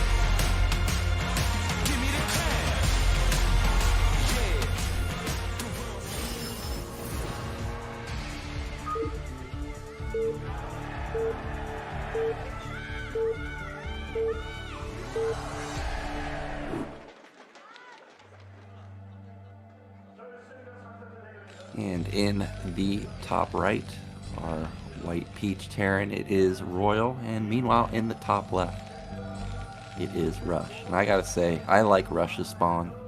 I feel like top left has the biggest main. I feel like I can never build anything at bottom right or bottom left. I don't know of your opinions of this map, but top left feels like the best position in my opinion for Terran. Well, for me, I find the top right side is the most easy location for Terran to build additional like macro building, in my opinion. But I guess it really depends on the player. But for me, 11 o'clock, it seems really hard to defend the Muta micro. Oh yeah? Top left? I guess I haven't faced enough top tier Muta micro on this map. A lot of times I actually don't get Vermeer on the ladder these days. I generally get Butter if I'm going to play a new map. Oh, we've got more shenanigans. This is kind of what I'm saying, is once somebody starts being aggressive, it just tends to continue for whatever reason. Now, this is not like hyper aggression. This is not an 8 Rax, but it is a forward Rax. And if we do see a gasless expand from Rush, this could get damage done. But Rax is on the high ground, so maybe we are just going to have another normal opener here. So Roy's going to be doing something like a proxy 11 Rax, and whenever Roy's doing the proxy 11 Rax, he's most likely going to be expecting Rush is going to be doing something like a Rax expansion. He seems like he doesn't want Rush to do the Rax expansion, so he wants to like hurt his early stage of the game as much as possible and kind of delay with his timing as much as possible, and we're gonna be figuring out whether Rush is gonna be scouting towards the top right side, and the answer is yes. Yeah, Rush gonna get lucky with the scout, and he is gonna see that it is a forward Rax. Now he's not gonna know where the Rax is, but he can guess it's probably somewhere in the center or near the center. And command center coming down. And into the main he goes, and he's gonna wonder, hey man, where's that barracks? And that is going to be a 230-ish factory, so everything looks normal so far. But we can see Roll was cutting up the SCV production for the factory build, factory timing. And the Marine is just gonna be going all the way across to 11 o'clock, and I'm gonna be having the feeling that Royal is gonna be making about 3 Marine maximum here and pressure the opponent as much as possible. And the answer is yes, he will be making the 3rd Marine on the way. But that first Marine got so much of a hit, 22 HP hit.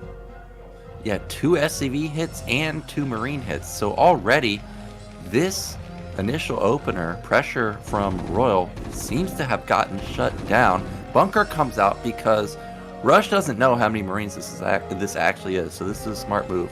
Now, the SCV is still in the main of Royal, and I feel like this SCV is kind of throwing a wrench in Royal's plan, because my personal opinion is I think he wanted to again bust this natural, but he's not going to be able to. He's going to have to just concede the nat to Rush, and he's going to expand himself. And that SCV will survive, so that is not a happy moment for Royal here to catch that scouting SCV as much as possible. And here's a Vulture production on the way. Gonna be finding out where the SCVs are. And the floating barracks and the factory has gone off for Rush. So Royal, is he gonna be doing something like a tank pressure once again, or is he gonna go for just something like a spider mine research and transitioning into something like a myth game here?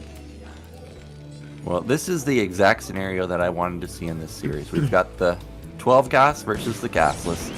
Rush has lost vision, and Royal, we know he's a sneaky player. But remember, Rush played versus Light earlier in the season, and he faced 2 Port Wraith. And I want to see if Rush is willing to risk going 3 back Vulture, Mass Vulture Flood, or if he will play more of a middle-of-the-road build with the Tank Goliath. So far, we don't see factories being flooded, so it seems like he is aware that Wraiths could be coming and not going to be willing to risk playing with absolutely no defense. Oh, maybe he is. There's the 3rd factory. And I'm having a feeling Royal might just gonna go for something like a tank production and pressure the opponent as much as possible. And he figures out there's a 3rd factory being up.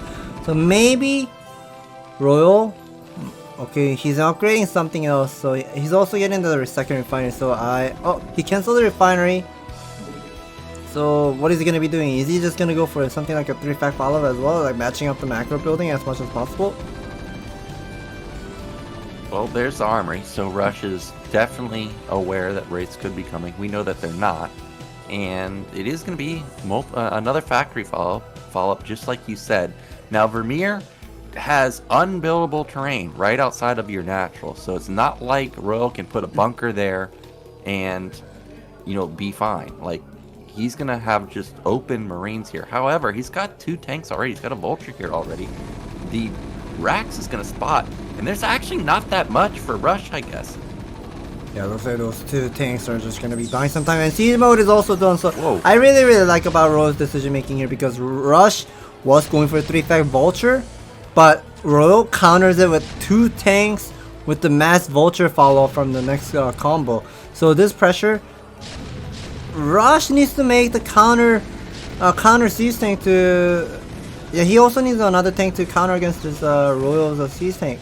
And now Royal looks like he's just waiting. Maybe he wants to bait one of the siege tank and try to force Rush to pull some SCV out. Okay, that one of the siege tank will go and hit on the SCV line. Wow, this really caught Rush off guard. I love it. The rack soaks up hits. I love how the tank is in front. So if Rush moves, Vulture's going to focus on the tank, which you obviously don't want. That natural's not mining at all. So all of a sudden, we've got a supply lead for Royal, 64 to 60. He's got even production. I think he's actually at 4 facts right now. Wow. But Rush is in trouble. How do you get out of this? Well, I guess that's one way. Yeah, I guess the right side of the siege tank is not in range of picking up that siege tank, so that was a bit unfortunate. But the contain is just working out so hard, and Rush is having out big time trouble landing his command center and also sending out his Vulture out on the map. He's finally pushing it forward, but look at the macro from Royal, how he just had the supply lead, and also the starport. Yeah, I mean, he's just killing it, man. He's doing exactly what he should do, and that was a good retreat from Royal. I think a lot of Luster players would have just tried to maximize as much damage as they could do with what they had, but instead he backs off, retreats into a better position. He knows it was going to be busted eventually. Now there's no mines out just yet, so if Rush was to go for an attack, he actually would have a strong attack right now, but of course he doesn't know that there's no mines. It would be very risky to just move across. So for now, Royal's not going to get punished. I really love about this Royal's build order here. I mean, as soon as he figures out there was a third factory being placed at the main base, so he figures out that has to be the vulture build, so he figured out well that he decided to cancel the second gas and also went for the matching up the macro building with the 3 factory and the 4th factory. And also he knows he excluded all this possibility that Rush will not have the starport building after the 3-fact build, so that's why he skipped the armory and built the starport. So he has both of the advantage. He does have the ground advantage plus the air advantage, the air control. It looks like that is one of the SCV sending towards to the 12 o'clock to save the person. Will he be able to save? And I think the answer is yes.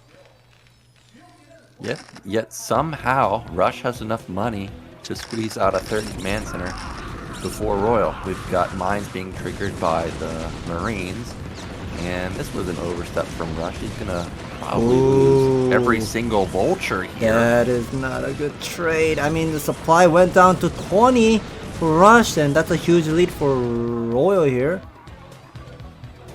Now, I guess what Rush did gain there was he saw that there's only 2 tanks, so maybe that could have tipped him off that something is going on, because obviously Royal should have more than 2 tanks at this point. And there's the scan, and it's perfect. He sees not only is there a starport, but also 2 raids are already done. So kind of an expensive commitment there from Royal to go into race so early. Yeah, it is absolutely true. But those 3 raids will just push those floating barracks away from Rush's scout. I mean, yeah, I guess he's just gonna go for the scout here and maybe pick up one of the SCV. Okay, I guess he wants to deny the third command center. Will he be able to stop? Oh my god, that's so... I think he's gonna bust. Yeah, that just doesn't seem too good. And now, Royal is not paying attention with the siege tank, okay? He seems like he's losing quite a lot of siege tanks to break it through, but those 3 tanks are... 3? Or, okay, now yeah, that is 3. I thought it was 4, but... Those 3 raids are gonna be doing some work and picking up another SCV at the 3rd expansion. Yeah, and the bridge is open. He could reposition those tanks and start shooting down the command center. But Rush is aware of that, so he already has repositioned his tank towards that side. It's still a 15 supply lead for Royal. He's got his 3rd command center up himself also. He knocks down the barracks again, just like he did in the game before. And I didn't see more factories be built for Rush, so he did. He's up to 7. Whoa, that's a lot of production. Well, whenever I see 7 factory build without the starport, Rush is very desperate. Like Rush wants to break one of the sides so he can have that map control on the other side, so he can maybe make the game somewhat balanced. But here are the vultures and tanks are moving towards, but looks like Rush wasn't paying attention of these tanks were coming. Well, Spider Mine does connect to the siege tank and tank gets blown up. Rush is trying to pull back his army, but okay. Oh my god. Tanks of Rush are in range, I think, but they get off big shots. He's gonna knock down one of the tanks, and actually what looked like a really dire situation for Rush. He is gonna push this back with his tanks and Goliaths, but slowly Royal is creeping. Yeah, somehow that trade didn't go out well for Royal, I would have to say. But now here are the also 7 factory from Royal, so that's just a completely matching with the macro building. So whenever you want to break one of the sides, you want to have about like 1.5 times or 2 times army size to break it through. And since the macro building is matching, Rush is gonna be having some trouble breaking one of the sides, and this is just constantly getting contained, and that's it. Tanks are getting sniped 1 by 1. Yep, and he's gonna snipe another tank. It's gonna be 2 tanks for none. SCVs were already here. He's gonna repair those hurt tanks, and now Roy's gonna take a 4th base. Royal is crazy. I mean, He's insanely good with the, I mean, the SCV is out of position. Maybe it might be in range of picking up. Maybe not. Okay. I mean, I feel like I'm watching like an AI playing from Royal here, because as soon as there's an like a what is the low HPC thing, he just instantly comes with the SCV and just start repairing it all of a sudden and just make a brand new one.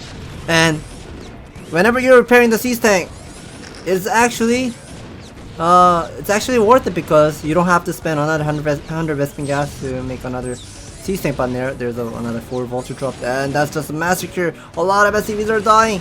There's also counterattack from the 3rd expansion for a Rush, killing Royal's SCV.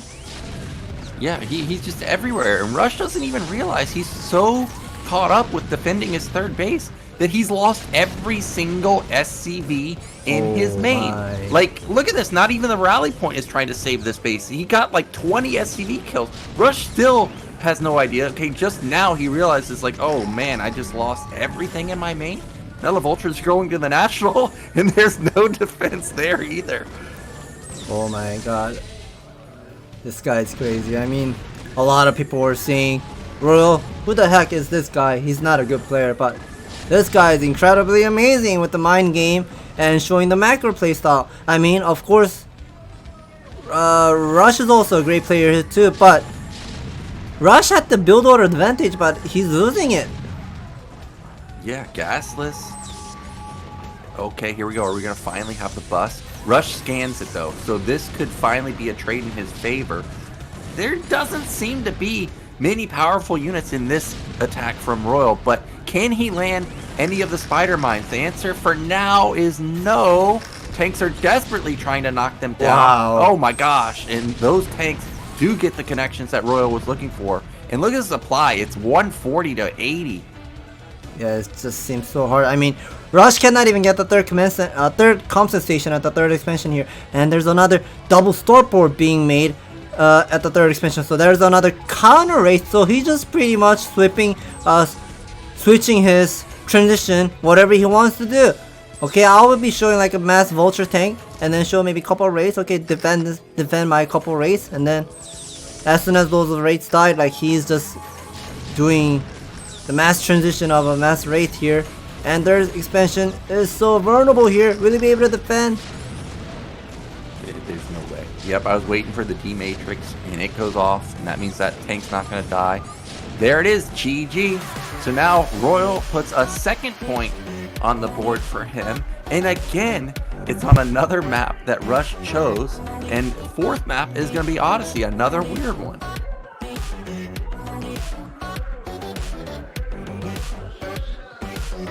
Yeah, it looks like from my point of view, Rush seems like having a question mark on his top of his head. I had such a lead, but what happened to me? Why am I losing? I mean, he was able to defend the Proxy 11 racks, and then he switched into the macro playstyle with a 3-fact build, but turns out to be having to contain by the 2 tanks Rush. Yeah, I gotta say, in Game 1 and Game 3 here, it does look like Royal is the superior player. Arkanoid game, even though it was also, you know, an aggressive opener, I mean, it was mega all-in, right? You mentioned it right from the get-go. You had just enough SCVs to support a 1-base all-in. Whereas even though Royal's played a 1-base play on Allegro, I mean, he had big eco behind it. But look at the just non-stop attacks everywhere. The main at the 3rd base. Meanwhile, Rush is going for a counterattack, and Royal just swats that down. Like, look, the Vulture barely showed itself at mid-right, and Royal was already moving. I mean, Royal's on top of everything in this series. Yeah, he just knows what exactly Rush wants to do every single moment. And Rush, I mean, I guess the ABC's chocolate power is not actually helping him tonight. Royal seems solid tonight. I guess so. You would think that the chocolate would come through, but maybe it's the towel. Didn't know that we had a towel Terran in Brood War. Royal really showcasing how strong he is these days. And we are going to be going into a break, and then we'll be back with Game 4.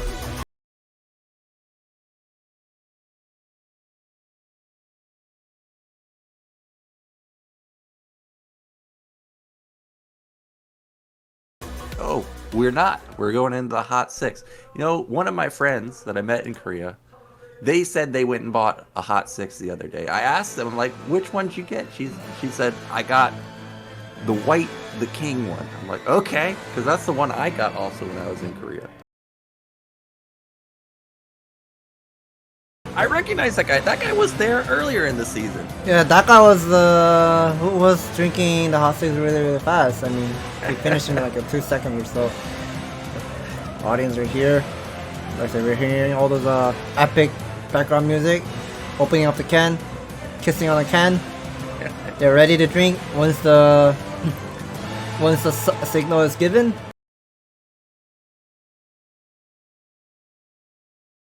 I didn't know hot 6 background music is gonna be this epic. Oh, I hear it now. I couldn't hear it before, but yeah. And they got 5 cans of the black one. I guess that's the most popular one or the new one. Meanwhile, we got the traditional on the right. Now I wanted to ask you, in this series, the gasless just flat out isn't working for Rush. Do you think he should try and figure out how to make gasless work, or just go back into like a normal 12 gas opener? Well, I heard there's about like a 2 SCV differences with the factory expansion versus the Rex expansion. I mean, since Roll did 4 barracks with 11 racks, so he might have like 3 less worker or 4 less worker. But normally, whenever players are doing the center one, then the SCV count is about 2 workers differences, so it's not a big deal because you can actually fill up that disadvantage side of the less worker count with the having more army value and crushing the opponent and just having the map control in early season game.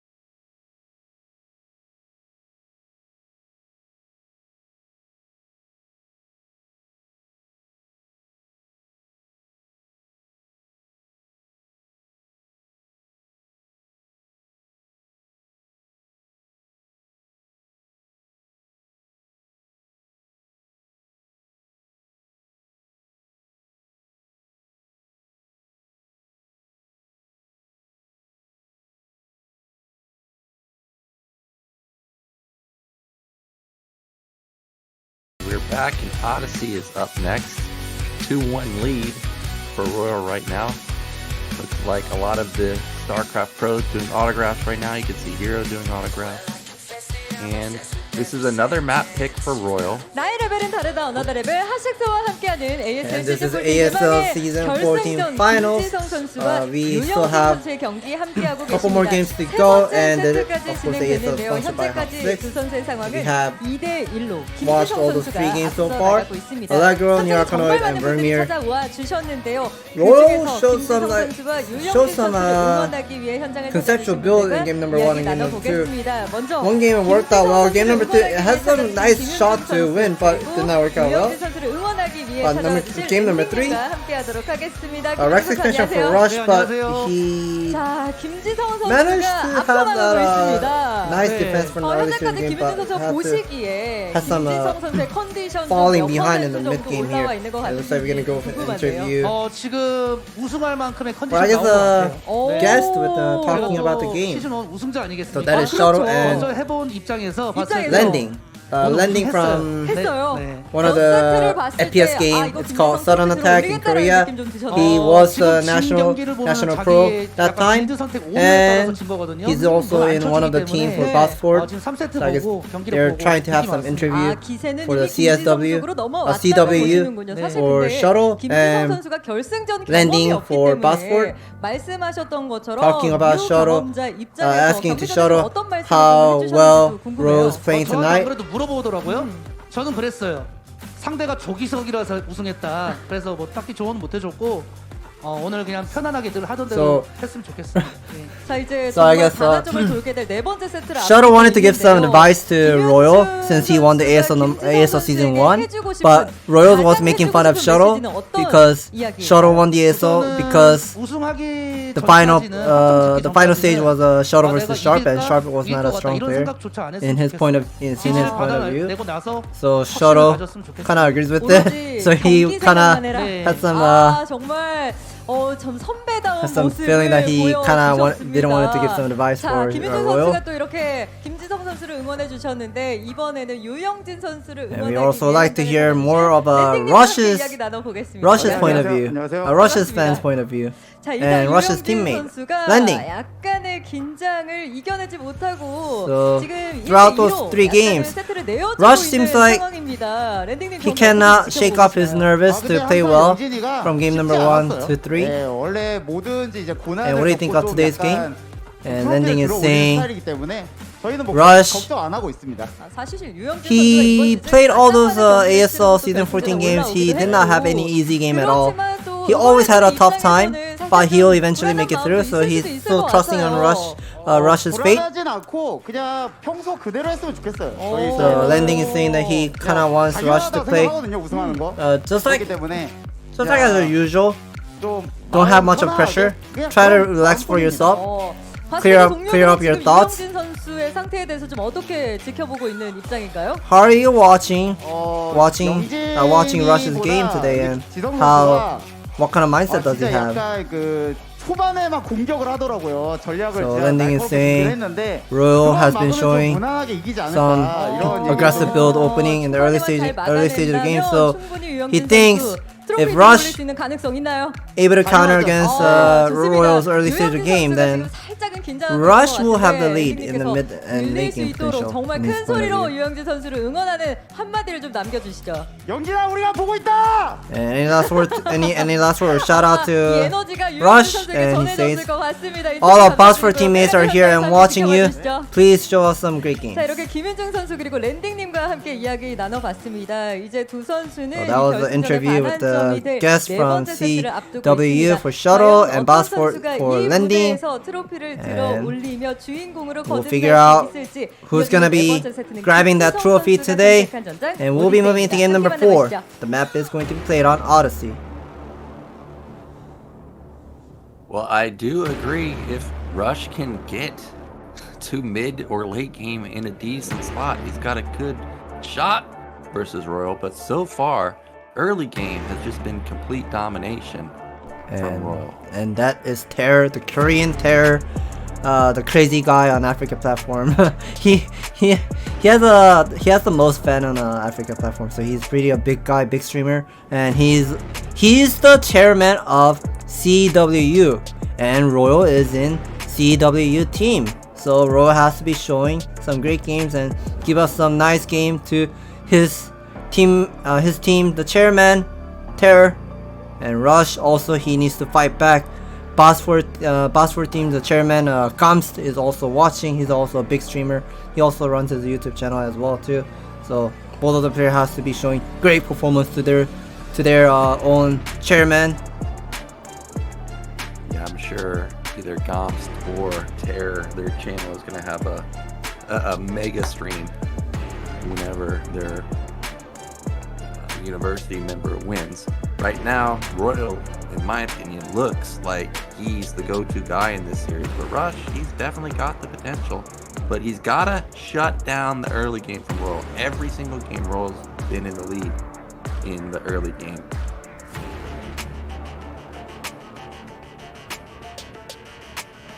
Yeah, it looks like Rush is already ready to play. I mean, he seems solid.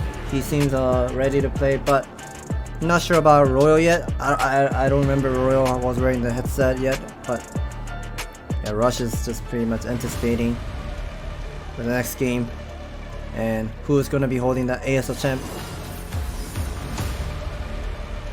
And we are finally ready to get into game 4. It is Odyssey, and we know this map can be weird because we already saw Royal proxy a factory versus so I'm expecting fireworks from the beginning again, like we've seen all series long. If I was Rush, I'm definitely scouting my main for a proxy rack because I think it is highly likely.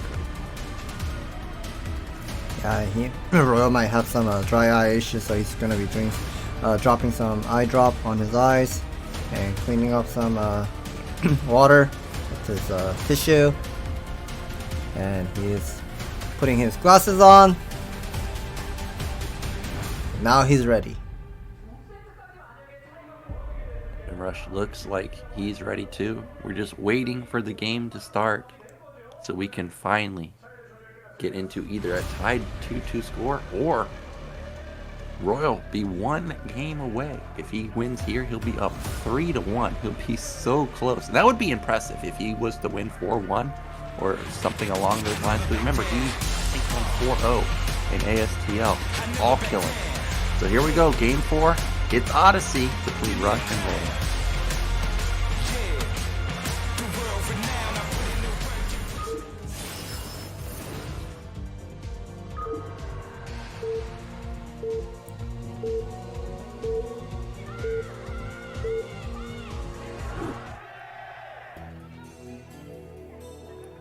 And in the top right, our yellow Terran, it is Royal. And in the bottom left, our red Terran, it is Rush. And we are seeing, once again, Rush spawn at the left side and Royal one spawn at the right side, so he does have that more income than usual. And here's a small lead with the mineral resource here, and it looks like fans from New Zealand and rooting for Royal. Rush team, and let's see what Rush is gonna be doing. I'm gonna be expecting maybe something like either factory expansion and do the vulture war for Rush, or maybe he might just gonna do something like maybe something like a sharp build that whenever he wants to pull out. Oh, Royal this is walling. Yeah, this is already an interesting depot position because, like you said, that's a wall, and really, you don't want a wall in Terran versus Terran because if you ever float that racks and the opposing player lands the racks, all of a sudden you can't get out of your base in this scenario. So already I'm very curious what Royal has planned here because really you don't want a wall in this matchup. But look at that. It's another 10-10-10 build from him. Quite interesting of Royal's build here. Oh, it just reminds me of reminds me of some of the game, and I have a feeling Royal might just gonna go for something like a 2-port Wraith and having a second gas access to make them also tank production and slowly transitioning into mid game here. So then maybe that can be one of the case I'm gonna be expecting. And Rush once again will be doing the Rex expansion. Yeah, I was thinking something similar where the 2-port Wraith with the tank, you know, you do have the double gas in your main, so this could be a hardcore all-in from Royal here. And luckily for Rush, this is a 2-player map, so when he sees this setup, he's gonna know, like, okay, dude, you're already doing something weird simply because of this Rax position. And that was a 218 factory, by the way. And this is again another gasless opener from Rush, and he's just really had not the greatest answer to aggressive openers like this. So again, Rush is gonna have to try and come up with something special here to try and defend this. I'm also noticing that Roy was actually cutting off some gassing just in case to do something else. I thought I was gonna be doing something like a 1 base 2-port Wraith and then maybe slowly taking the second expansion or whatnot, but not sure what exactly the point, like the key point of this build. Maybe he wants to get the Vulture and a Starcraft follow. Okay, that's an interesting opening. I never have seen this in my life, but let's see what he's gonna be pulling out. Okay, is that blinking on the factory? I'm guessing it is because his supply is so close to Rush's, and we know that Royal cut in the beginning. So I'm guessing that the Vulture is going to be coming out soon, but there is only one starport for now. So Royal, he does have this SCV at the natural. I think it's just to act like he's expanding because Royal's aware that when he shows a wall like this, it looks weird, right? So if an SCV does manage to come in, he wants to make it look like he's expanding. And actually, he is expanding. Well, he wasn't making. He was also not making the Vulture production on the way, so that SCV won't be able to scout what's going on. I mean, he does not able to get any intel. I mean, he tried to sneak in, but he does get to confirm the command center. There's up, but Barracks is not floated, so he won't be able to figure out whether there's a starport follow or not. Yeah, and I think 345 on your command center is a pretty normal timing. So wow. This cloaked Wraith may be completely unexpected because this is way faster than normal. I'm pretty sure 345 is a normal command center timing. So this is a really disguised build from Royal. And will we have a third factory again from Rush? Because if it's a third factory and not an armory, he's in real trouble. Absolutely right, and he is finally building something. He wants to play something a safe build here with the 2-factory armory and an academy follow-up. And here's also the second marine. It's blocking the path blocking the path, so yeah, Rush cannot get any intel. There's no Vulture, there's no siege tank out on the map. What else can it be? I mean, it's so hard to predict. Yeah, there has been no tank pressure, like you said, and we've seen that in both of the games on Allegro and Vermeer. So he must have known that, okay, if you're not going to pressure, what else can it be? And the only answer it can be is Wraith, and the armory is basically done. So this is a perfect counter to Royal's build. I don't think it could be any better for Rush. Well, here are the 2 marines are here, but Cloak Wraith is finally done. Picking up 1 SCV, it won't be doing that much of a damage, but like I said in before, Rex expansion has about 2 to 3 worker lead in the game. So if Royal's gonna be able to pick up like maybe 2 to 3 SCV or maybe even more, then this eventually will be turning out to be an even worker count. Yeah, that's gonna be the 4th SCV he gets it, so the worker count theoretically should be around even, but you gotta remember this was also a 10-10-10 build, so I still think Rush might have a slight worker advantage. Now this is an interesting follow-up. He's going Vultures with mines, and that SCV was acting like he's gonna build a 3rd command center. I guess that SCV might just want to jump in and jump over and try to kill the photon cannon ahead of time. Maybe he wants to put down the command center later on. There's a photon cannon will be taken down. 2 raids are gonna be standing, and that's a super fast 3rd command center what I'm seeing. Yeah, this is really ballsy. You look at what he has for defense, it's 2 Wraiths, 3 Vultures, which we know don't have the highest DPS, and then 2 tanks, which I don't even think have siege mode. Meanwhile, Rush, he's got 4 factories done, and he has scanners, so he could really move across the map off of just 1 or 2 more cycles. But that's, of course, if he knew that this is what Royal was doing. He, of course, has no idea, so 3rd command center is going to get up and running for Royal. Turret goes up for Rush. That's a... Oh, he gets a Wraith. That's nice. Yeah, here's something that I noticed. I mean, since the map design has quite a lot of terrain with the high ground or narrow choke, it seems so easy to defend for Royal. I mean, look at the supply count. I mean, even if Rush had a supply lead in early stage of the game, now it turns out to be even. Okay, now Rush scans to figure out there's a 3rd command center, so he wants to move out as soon as possible, but there are a bunch of spider mines already placed down on the high ground. Siege tank, siege mode is already done. Is he going to be able to break it through? And the answer is probably not. Yeah, it's 4 tanks versus 5, but there's lack of vision for Royal, and this is where it could really backfire him building this command center so quickly. Is he not only has lack of production, his academy's not done. Oh my gosh, these tanks have snuck around completely. The mines are going to hit those Goliaths from the front side, but he's going to lose both of his tanks on the high ground here. He's scrambling to get into position with the other tanks. He has 4 tanks, but he needs some support for them. That was a huge hit from those tanks at the right side. He knocks down 2 out of the 4. Ooh, that doesn't seem too good in my opinion. Oh, he needs to run. He is going to evacuate those 2 tanks, but the additional production is really going to be kicking in for Rush here, because like I said, he has 4 factories, whereas Royal, I think his 4 factories just now finished, maybe?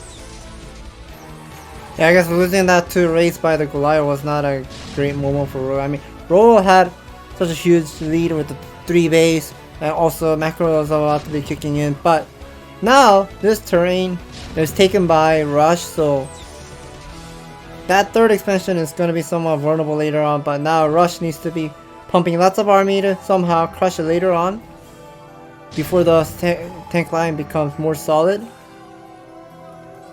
Well, Rush or Royal is building up that factory count, and if Rush continues to just consistently try and pressure top middle, I realize he'll shut that down, but what Royal can do is go for a counterattack like this. It's small, it's just 4 vultures, but if he can get like 2 more cycles of units, like with a healthy tank count, I mean, he could just go straight for a big massive counter, because we know Rush's priority right now is denying the 3rd base, and if he skimps on defense, a counterattack could be devastating. I mean, look at the supply lead for Royal. I mean, he's just macro really hard here. I mean, those vultures sneaked out somehow, and we'll be placing down those spider mines on the map. So the majority of Royal's Rush's army will be pretty much locked in that position, so he won't be able to move that much. But he's about to take down the Zelnaga Temple. About 170 HP remaining. It will go down. Yeah, but can those tanks get down that ramp is my question, because those tanks are very far forward for Royal, and the answer is no, they cannot go down. He already killed one of the tanks. Okay, now one is in range of the gas, but I gotta say, losing that gas is not a big deal, because he has the gas in his main that he could take. Those sneaky vultures are just denying that 3rd expansion as much as possible. It's just so annoying. I mean, picking up the SCV 1 by 1 like this and denying the 3rd expansion as long as possible. Rush is just gonna be having the less income to keep up the macro here. Yeah, and a 4th base is going down for Royal because, oh, he's gonna bust. He has isolated those tanks like you were talking about, and here he comes, pushing through, trying to get into position as Rush, but he's late on the ball. Half of the tanks have already been killed. However, did Royal overextend? Those tanks did not focus fire the tanks at the bottom side, so he's going to lose 5 tanks for 0. And now we see supplies have evened up. That was a huge mistake from Royal here. I mean, he was able to break it through, but those two raids are about to pick up one of the Siege Tank. Low HP one. He's finding the low HP one, but Goliath did scan to save that Siege Tank. Oh man, that may have been what Rush needed to consolidate this position and push through. This is a lot of tanks. Wow, for Rush right now. 4 machine shop. Yeah, that's heavy tank production. But the army right now just looks so skimpy. Royal needs to get everything up there, because if Rush was to stand there, I think he would just try and bust. Instead, he's going to run vultures into this third base, so finally this base will be shut down, but at the same time, Royal runs vultures into mid left.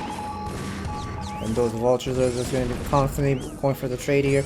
I mean, that expansion will be denied for a while, but I guess Royal will be having that third expansion running again at the 3 o'clock side, so this turn out to be an even base. So even if Royal wasted so much of a army to break it through, but I guess he still has the lead. Yeah, and this is the move that I was really waiting for Royal to do. Now it's not just vultures running around. He's got tanks in position. There's still not a lot of defending that top middle base that's been lifted, but he is going in for a counterattack. Mines get in position. He's going to try and pop that tank. There are 5 tanks on the high ground right now, and now Rush is in trouble here because he may be cut off. Oh, actually, he unsieged a lot of his tanks and sent a lot of them back, but look at the focus fire from Royal. He's going to knock down another tank, but only 2 remain now. Yeah, what a good defense for Rush there. And not sure about the upgrade for Rush yet, but we know, okay, Rush has a science facility, so that means both of the players should be started the +2 upgrade on the way. But now I feel like Royal's on a top point here with the macro and never getting the supply block at all. I mean, 200 supply all the way open, and also having that map control over here at the bottom mid, so that will have access for Royal to have those map control whenever he feels like to break it to Rush's natural. Rush needs to defend, so Rush really needs to be very careful of this play. Well, Rush may have realized, like, hey man, you can't have all that stuff at bottom middle and not at the top side, but he ends up not busting that small position. But what I was gonna say is Royal's just flat out macroing Rush. Also, he's taking bases faster. Like, he lost his top middle base, but he's still taking bottom right. He's got that 4th base up. He's got a 5th base coming soon because it's floated to bottom middle. Uh-oh, isolated tanks. Not gonna pounce on it though. Gotta be careful, but there's a yellow spider mines. Yellow spider mines does trigger. Oh, those heavily damage of the Siege Tank, and now Rush needs to be paying attention and repair it later on. And Rush once again getting supply block. Rush is just having such problem with the supply block the most of the game. Yeah, really struggling to not be blocked, like you said. But this is a big contained position. There's the D matrix. And Royal is, I guess, just barely going to have enough to secure this high ground. And that opens up the 3rd base for him again to retake. And I'm counting, he's got 1, 2, 3, 4 right now. He's about to have 5 at bottom right. He'll be on 6 bases versus Rush, who's just stuck on 3. I mean, his 4th base at top left isn't even done yet. Royal is just everywhere, expanding everywhere. And all of a sudden, he got the dropship. I saw he was making raids with the double starboard, but never mind, that was a dropship production from him. So, his army transition is just incredibly amazing. I mean, he was making the raid, and then all of a sudden, I have a vessel out on the map, and now here, all of a sudden, I have 3 dropship. Gonna be unloading at your 11 o'clock, the 4th base, and can Rush able to defend? Rush is in real trouble. Like, oh my god, that was a big mine hit. But okay, there's a D matrix right there. That was a really good D matrix. That's gonna allow these tanks to get off some shots. But Royal is just everywhere. He's got all the bases. Look at it. He's attacking bottom. He's sending units to bottom middle now. He's repositioning way faster than Rush. Rush has been on the back foot almost every single game we've seen, and I don't think there's a lot of defense at the natural. If he goes for the bus right now at the natural, oh, he could actually just elevator into the main. He's already got reinforcements right there. Oh my god, does he have missile turret, the turret ring at the main? Oh, yeah, okay, yes, he does. Maybe he does, but what about the bottom side? There's only one tank also. This, I think this is it. God. This feels over. How do you break this? Especially with tanks that are constantly just elevated. He can also sit them on the low ground. He doesn't have to elevator them into the main. This reminds me of Light versus Rush. Light was doing the drum drop on Odyssey, the 2-player map, and then Rush had a big time trouble defending it. And I feel like I'm watching this the same repeat from that game. And here's a mass dropship once again. Whether this dropship will go all the way to 11 o'clock, and I think the answer is yes. Yeah, it is. Is there anything? It's 3 turrets and 2 tanks, and I would say luckily for Rush, Royal didn't re-drop to bottom middle, because he could have been in real deep trouble. So he's got a counter drop to bottom middle. Finally, Rush is going to try and counterattack, and that's a big counterattack. That's 5 tanks. He's going to shut that down. Another D-Matrix. That's going to soak up a lot of hits. This is really good defense from Rush. He's going to minimize his losses, but it's still going to be big losses. He loses all of his SCVs. He's going to lose a lot of tanks here. The focus fire from Royal is fantastic, knocking down all the Goliaths and a lot of the tanks, but still a 20 supply lead for Royal. Bottom middle does get lifted off. And this trade is just going incredibly amazing for both players. I mean, Rush is just losing so much of SCV to defend every single time, and now Royal is also going to be losing some SCV as well. But Royal still has those 4 bases. He's got his dropship here much faster. These 5, okay, those are Rush's tanks. I was like, wow, these 5 tanks are gonna really light up this base. Wait a minute, did Royal take top left? Is that a command center? Wow. He's just expanding everywhere, like whenever he wants, and one of the C's things is targeting on the Zelnaga temple, so he wants to have an axis. Okay, that's all. I guess he wants to use the D-Matrix to soak up the missile turret shot and then maybe go for the drum drop. Quite not sure about that decision making, but I guess he's about to do something about it. Or is this a bust? Yeah, oh my gosh, mass D or another D-Matrix onto the dropships. There's 2 tanks, that's it. He needs to get some mines up. He's trying to unload now. Rush, I did see, loaded up dropships himself, but the siege is much faster for Royal. So he knocks down 3 tanks instantly. Oh my god, now he's just elevating all those drops. And that's the Matrix is actually so useful to soak up a lot of hit. I might just gonna be trying out this strategy later on. Maybe one of the science and just soaking up all those tank shot, or maybe the missile turret shot. And that D-Matrix dropship is just having the vision control so much. Yeah, but the main has been breached now. The depots are being shot down, factories are being shot down. There's not much support for these 7 tanks, so a carpet bomb on top of them will take them out. But he's still going to lose a lot of tanks in the process. Another mass load up of dropships. Royal's just got so much stuff, and he's got top left on his mind right now. Is there any tanks up there? The answer is yes. That vessel might actually have another D-Matrix available to him, but this is 6 dropships. Wow, that's a lot of these things. Oh my god. How does he have so much of a tank? I don't know. I mean, Rush is just slow on the ball to take bases. Royal, even though he lost his 3rd base, he had a faster 4th base, he had a faster 5th base. It feels like Royal, just at all stages of the game, even when he goes for a 10-10-10 build, just flat out has more money than Rush. Yeah, this guy is crazy with the mind game, and Rush is just having a trouble. I guess the ASL history, the ASL final history, the player who wins the first game, looks like that person is gonna be winning. I mean, Royal is just 1 game away of getting the ASL trophy. He is 1 game away, and it really does look like it could be a 4-1 easily, because if you think about what Rush did on that map, other than his contain at the 3rd base, when did he attack the rest of the game? Yeah, he had a drop at bottom middle. That's it. I can't think of another time in that game where he actually attempted to even damage Rush, or to damage Royal. It felt like Royal was just dictating the flow of the game, basically the entire game after the third base containment got denied. I mean, literally, he's everywhere. He's at the top side. He's in your main. He's got vultures laying mines in a weird point in the game. He's just literally just keeping Rush on the back foot the entire game. That tank drop is just so amazing. How Royal is just constantly loading and unloading. And look at Rush's Vespin gas. I mean, he had some trouble with spending all of his gas. If those 700 Vespin gas were used for season, that would have been a different story. But what was Royal doing? What was Rush doing in this game? Quite not sure.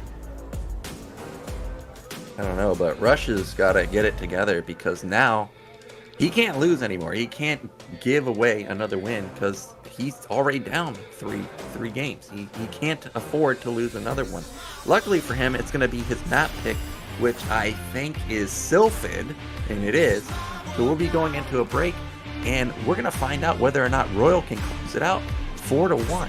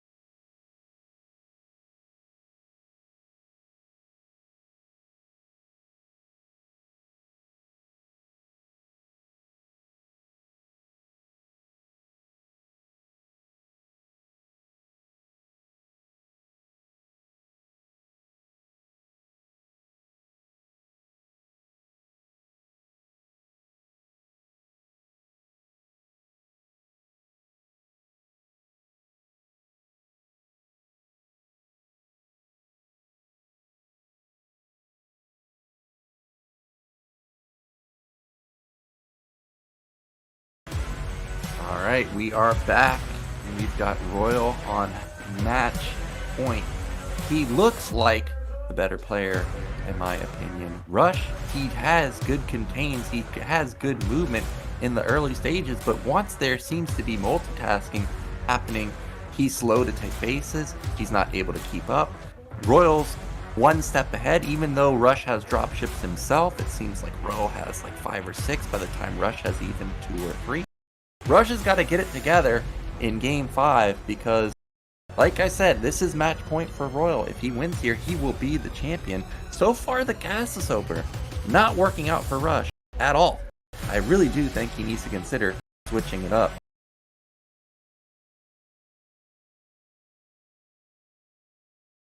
Scan will be back in a moment. He had to take a break for a second.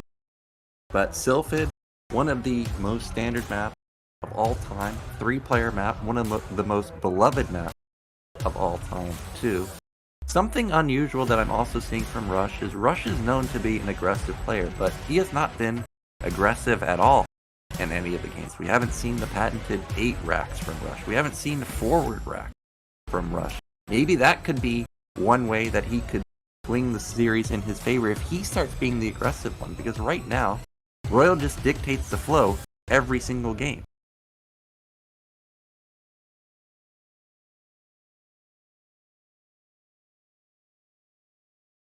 I think if I was Rush here, I would be very wary to go for Gasus again, because this is another map that has a lot of positions where you could go for a proxy second factory. You can also have a factory floated in your main. And Royal has had a lot of victories so far in this series with 2-fact play. And looks like our players are ready in just a moment, so we'll be getting into Sylphid in just a couple seconds. Players got their headset on, both players got hands on the mouse and keyboard.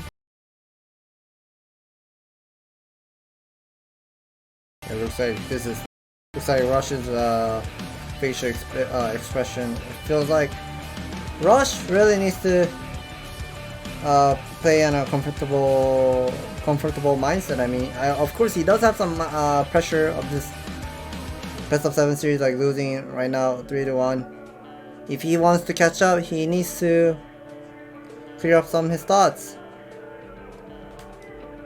Yeah, he definitely does, but at the same time, Royal is also aware that he's 1 game away, and sometimes when you realize that, oh my gosh, I'm about to win, you can get nervous yourself because you're so close. I mean, you gotta remember, these guys have literally played at least half their lives playing StarCraft. I mean, they want it so badly. They worked their entire life to get here, and now Royal is 1 game away. And Rush, this is his 2nd time in the finals. He does not want to turn into another yellow type player where it's just 2nd place all the time.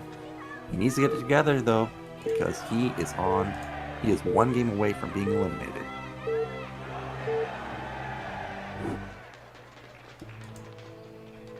Uh-oh. And in the top middle, getting the dream spawn, it is Royal. And at the mid left, not able to boost at that position, it is Rush. And we are seeing fans rooting for Rush here.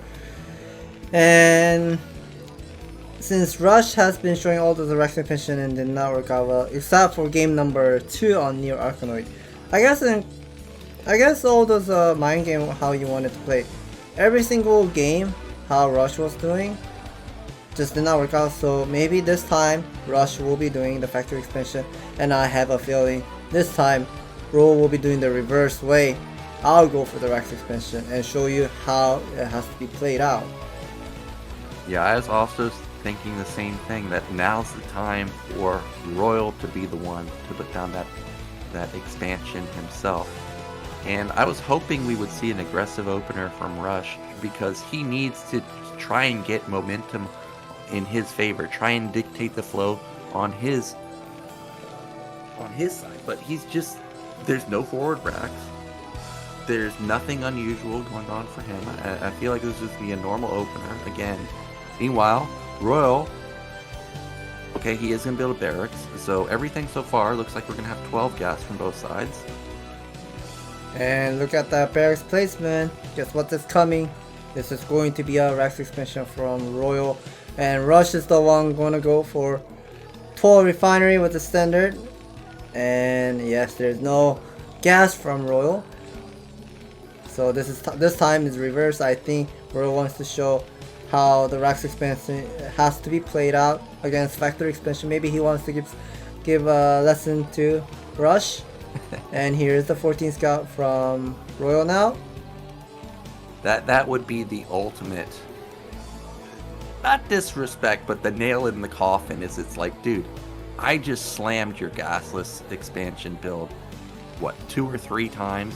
I'm gonna show you how it's actually done. And if he shuts it down, I mean, there would be no doubt that Royal just completely outclassed Rush in this series. We've got the expansion going down. Like you said, there's the factory. Luckily, with it being Sylphid, Rush is going to get off a fast scout, and he will be able to adapt this into something like a one-base play if he wants to. But more than likely, he's just going to go for expansion himself. And the scouting SCV is just going to be hurting that. Constructing a command center as much as possible. 15 HP remaining. Refinery also has gone up for Royal. Factory with the 2 Marine production and lifting off the barracks for Rush here. Scouting SCV still alive for Royal here. He will be, I guess he wants to confirm the command center timing as much as possible. We do have Rush sending out the SC to the natural, so that's going to be a command center going up for him. I remember mentioning that I thought that the 345 command center was a pretty normal timing. Now that I'm seeing it in the game on Sylphid, obviously 345 command center was way late, so that's why Rush was able to read that Wraith opener from Royal so well on Odyssey. And the question for me now is, what's Royal's follow-up? Because you do have a lot of follow-ups when you go gasless. You can go to the 2-fact that we saw Rush do. You can go into mass vultures like we've seen Rush do. But you can also go into starports like we see a lot of Terran players do, which we haven't seen in any of the games so far. That is true. And we are seeing 2 Marine with the bunker being completed for Royal. Royal, I don't see him making a second factory yet, but maybe he has some idea. Okay, now there's a second factory being placed down, so okay, this is going to be a 2-fact follow-up for Royal. And Rush, what are you making? I don't see the second factory being placed down yet, so maybe this is going to be something like a Rush doing the tank follow-up with the second factory later on, like the slow second fact. Yeah, not too sure what Rush is up to, because if it was going to be starport, should have been done by now, or put down at least by now. There is the second factory for Rush, finally. He's moving across with just 2 Marines, a single tank. Going to try and put some pressure onto this bunker, but we know that this is not really a committed attack. It's just to force SCVs off of the line. So it looks like this is going to be a 3-fact vulture, but he sees the tank incoming, so I wonder whether this guy will be making the vulture speed or just go make a counter like a 1C tank to push it back later on. I think I saw the machine shop was spinning, but let's figure that out soon. Yeah, the machine shop is spinning, so this is going to be the vulture production on the way for Royal. So I guess he wants to. So we are just seeing just like the same situation from like a game number 3 on Vermeer. Okay, picking up 2 Marines nicely. Yeah, that's really nice. He trades 1 vulture for it, but not the biggest of deal, because now these tanks have absolutely no support at all. It has to be mines, right? I imagine it's got to be mines. Well, maybe not. He can go speed, of course, but the way that vulture is positioning, it looks like it might be mines. Oh, it is mine, as you mentioned. And I see another giant building going up at the right next to the refinery for Royal. So that is, I'm going to be assuming that is going to be something like a starport follow-up. Okay, tank is just targeting down one of the siege tank. Okay, we'll be able to pick up this. Royal also going to be losing the siege tank. Why is he not picking up that blue vulture there? Okay, that was not a successful trade here. Yeah, he loses a tank, but he does kill a tank. However, that's a damaged tank in the center of the map. Rush, you cannot lose that. He is going to barely save that tank, and that's a big, big save for Rush. But he seems to have forgotten about it. So for now, actually Royal's in trouble here. This is a vulture advantage for Rush right now. The tank almost gets focus fired down. You gotta be careful. I mean, I guess the mistake for Royal was not having enough army to clear. I mean, these tank vultures just doing so much of our work here. I mean, now Royal needs to survive. I mean, he's down on the 10 supply disadvantage side. Wow, this tank vulture play, it's so razor thin. Would look like a good start for him taking down both of the Marines. All of a sudden, he's actually on the brink of getting his nat busted. He's down 10 supply. The tank just doesn't die. It was down to 1 health.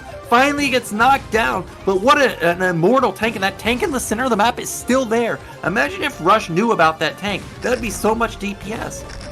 Right, I mean, a spider mine! Oh my god, does not clear, and now 2 vultures get exploded. And luckily, Rush found out the 3rd tank at the center of the map, so now he's going to be repairing it. The vulture war now going on. Gotta be careful for both of the players. Yeah, they do need to be careful. Rush finding that tank is a sigh of relief for him. It's going to come back to help these vultures that are streaming across the map from Rush. Whether Rush busts here or not doesn't really matter because he's up 20 supply. He devastated the mineral line at the natural. We do have Wraith from both sides. There is already a Wraith done for Royal right now. Somehow Royal has closed the gap in supply. Now it's just 13. He's done such a good job constantly producing and macroing, but his army comp just isn't that strong right now.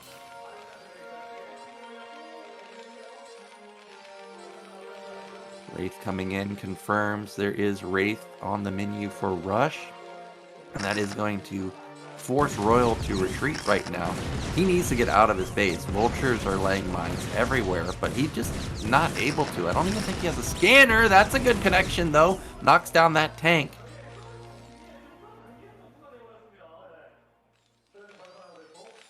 And finally, it looks like maybe Royal will have stabilized his position right now, but the factories are starting to go up for Rush. He's going into 5 fact. He's got the matching starport, just like Royal, but he doesn't have the add-on, so Cloak could be coming into play for Royal in the near future. 3rd base still not up for either player. I think Armory just now started for Royal, so his +1 timing is going to be way slower, but he's finally out on the map and clearing some of the mines.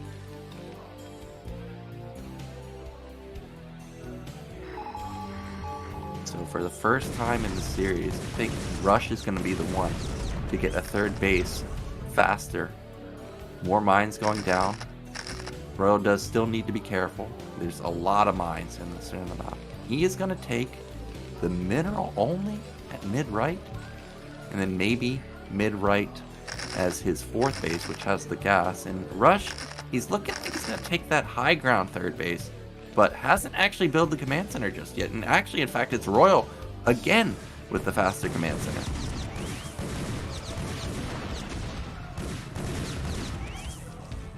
So we do have just a small skirmish of vultures right now. Wraiths are building up with the add-on, but there's no cloak being upgraded just yet, so I'm not sure if that's actually a dropship or more Wraiths. First Goliath out in the center of the map, so Wraiths aren't going to be able to really do much right now. Tank line is not that large, it's just 3. Will Rush risk trying to bust through it though? You can hear scans going off everywhere. Both players just posturing back and forth. Rags got found, but not going to be taken out. We are going to have a vulture battle, and Royal's definitely going to lose that one. So he's going to have to back off for now. However, there is Wraith advantage. However, that one Goliath is getting repaired non-stop. It dealt so much damage, and it was 4 versus 2 Wraiths. Now all of a sudden it's 1 versus 1, and actually Royal's gonna have to retreat. That's an expensive loss for Royal because he could have had tanks instead. Instead, he loses all of his anti-air. He's gonna desperately try and save it. Will he though? No, he does not.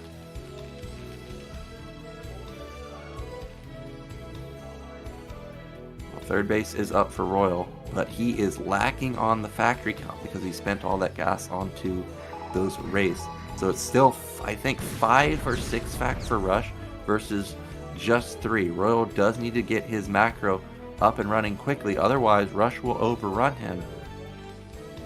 For now, though, Rush content with just sitting in the center of the map. We've got another another SCV moving to mid-right, so that's going to be another command center for Royal. Don't think Rush can really attack anywhere right now because there's so many mines and a decent tank line, but maybe he found the opening? Royal's going to close that gap right now, so he is going to secure mid-right, and Rush is going to expand himself to bottom middle. So that's going to put him on 4 bases in just a moment. Like I said, I think the armory was way faster for Rush, so I wish we could get a click on his tanks to see what the upgrades are. We see that Royal's tanks are +0. Okay, it is still +0 for Rush. These tanks are very far forward, but it's 6 versus 1, so he's going to lose 1 tank, but get 1 in the process, and almost caught another one there on a miss rally.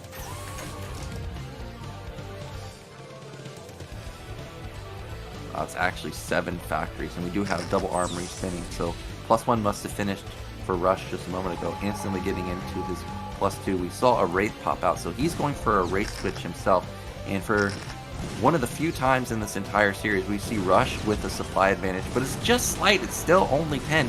He still doesn't have his 4th command center up. It is, okay, I guess he does have 4th command center, taking the mineral only himself, but that 4th base of Royal is already up and running. He needs to take that gas though, and I see buildings being built at his 3rd base.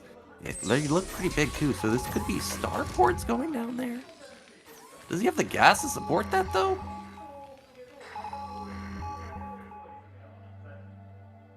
That is a massive tank line in the center of the map though, and actually it's drop ships for Rush. So not only does he have more map control than Royal right now, he's also got dropship advantage 2-1, and he is going to go into the main. Now 2 Rays almost intercept the drops, but he is going to skirt around them. Tank unloads, Goliath unloads, and that 1 Goliath is all you need to knock down these 3 Rays. Looks like Rush may have found the sweet spot. He's in that sweet spot. SCVs are going to be full. There's only vultures to defend. The Goliath is going to fall though, so that means that the race will eventually clean this up. But this was a big win for Rush. Supplies plummet for Royal down to 130 versus now 160 for Rush. It also forces all the units out of position, and Rush is aware of that, so he's going to try and bust this. But this tank line is sizable. However, it doesn't look like he's used all of his tanks. This feels like a mistake from Rush, maybe gifting off a few too many tanks here. In the end, he only loses 3, maybe 4, and gets 3 himself, so not the worst.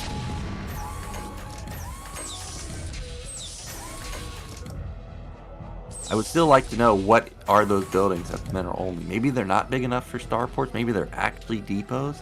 But we've got the drops coming back in for round 2. An elevator play could be fantastic for Rush.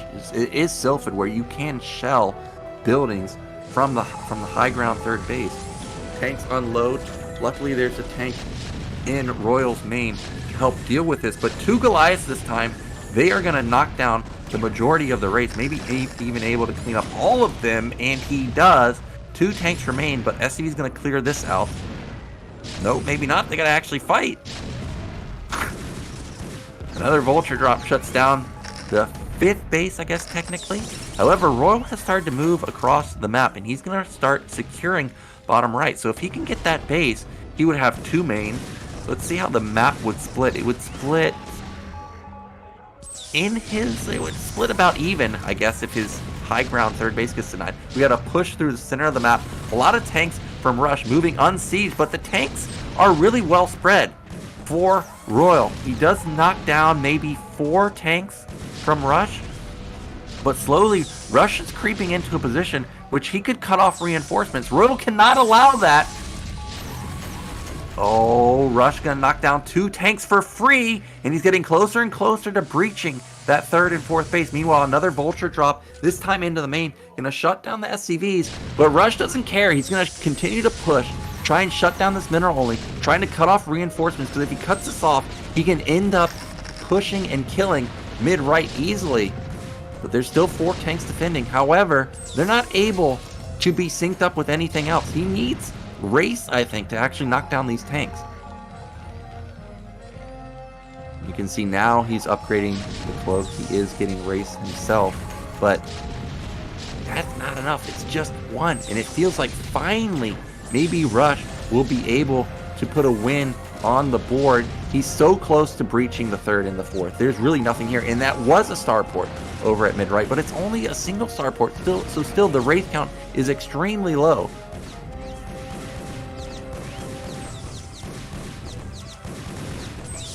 Tanks moving into position to defend this base, but the mineral only is really not the key base. What's really key is mid-right, which I think only has 2 tanks. Yeah, it has 2 tanks, and that's it. And Rush is going to take advantage of the lack of defense. SCVs being pulled. We can see Rush is on 5 bases right now, so his econ is immense. There's no counterplay from Royal right now. Mines are going to try and save the day with a comboed tank push through the center, but he's down 40 supply, plus 2 kicked in, and this might be finally Rush taking game 5. This game doesn't I guess Royal managed to keep up, and somehow he managed to play this mid and late game potential, but I mean the early stage of the game he just took so much of damage, and I guess he just starts to fall up, and Rush is just now changing this game pace to his and taking more expansion than Royal. Royal's trying to figure out the solution to do some like a counter attack with the vulture harassment, but I mean the supply lead is just too much for Rush here, and also the map control, splitting the map in half, or more than in half, taking the more than half of the map, and now Royal, he needs to find a way. Yeah, Royal needs a miracle here. He needs to have like the best trade he could possibly get with these 5 tanks, but I just don't think he's going to get it. The focus firing is great. He's going to knock down a couple tanks, but the problem is it's just too much of a supply gap. This is going to be breached. All these tanks are going to fall. The tanks that are at the bottom side below the command center can just shell the command center forever. These 3 tanks are going to fall, and we may see GG any moment now. I mean, basically Royal's on 1 base mining at just the mineral. And these number of Goliaths were just soaking lots of tank shot, and eventually he did kill all those siege tanks, but Royal is trying to do some work here and maybe pick up like one or tank or 2, but it's just too much. And Rush also has the sense vessel to have the detector unit to see whether the raids are there or not, or the spider mines or whatnot, but spider mines constantly getting connected Royal's army, so I think this is just going to be a GG in the next moment. Yeah, nothing he can do. That command center is going to die, actually. And we're going to have this GG any moment now. There's the detector vessel with the D-Matrix like you were talking about. It's just too much Rush, and there it is, GG. So finally, Rush fans, you can breathe a sigh of relief because he brought it back to 3-2, and that looked much better than the earlier games, not just because he won, but also because of how effectively he traded with his tanks and vultures in the early stages of the game.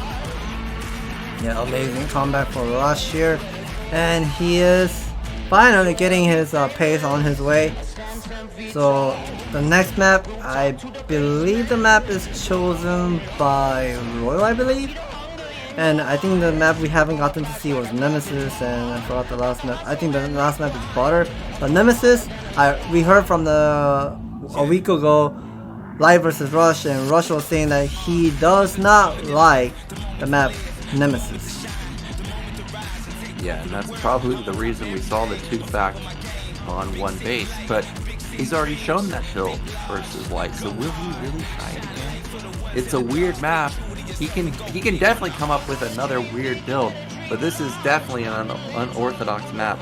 And when we're playing concept maps, you know Royal's dangerous because he already pulled out that weird Arkanoid build. What was that, 2 fact on 1 base and pushing through temples? I mean, that was not what I was expecting at all from him.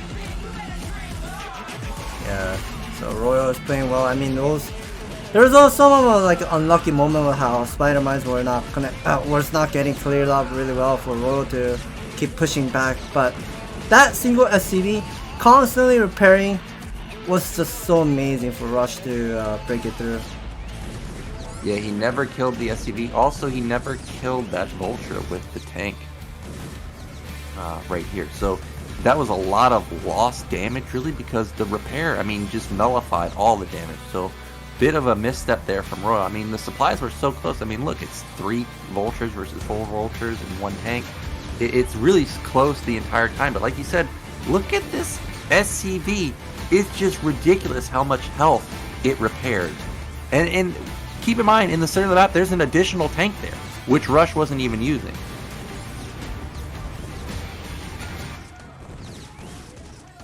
Really good control from Rush, though, focusing down that tank every single time it was isolated, and really just compounding his lead in that series. And now he should be feeling pretty good about going into Game 6, even if he doesn't like Nemesis, because at least he's now got some momentum on his side. Yeah, Royal seems he's really calm for the next game, and Rush seems like he's getting his pace on his way. So it looks like, I guess we're going to be going to the next commercial break. And yeah, this TVT is an exciting match so far, 3-2. And stay tuned, guys.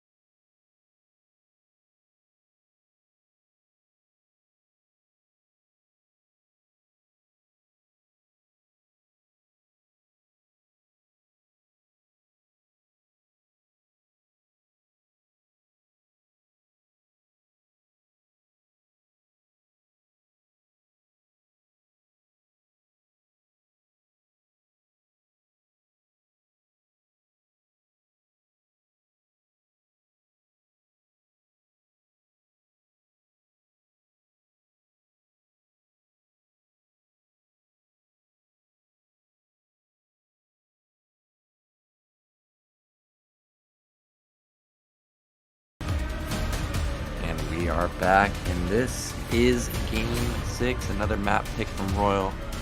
It is going to be Nemesis. We know that this can have weird build orders.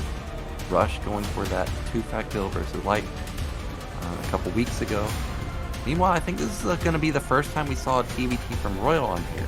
And he is an SK Telecom Terran, so we could see a lot of dropship play from him, maybe inspired from the old fantasy types of builds. And we just saw Rush is having another ABC chocolate here to get some sugar on his body. I hope we don't get to see him playing the Rex expansion again, because all the Rex expansion, all the game that he did in game number 1 to 4, it just did not work out well. So I would like to see him playing something like a 2-fact build, like 1-base 2-fact build, how he did against Light, or maybe factory expansion and go for the Vulture, or how usually he likes to do. Yeah, we might see it. I mean, drops could also be good. You've got high ground over your natural. If you ever are out of position there and tanks get set up there, you could be in real trouble. And we are ready. So let's find out if Rush ties the series or if Royal will be crowned the champion.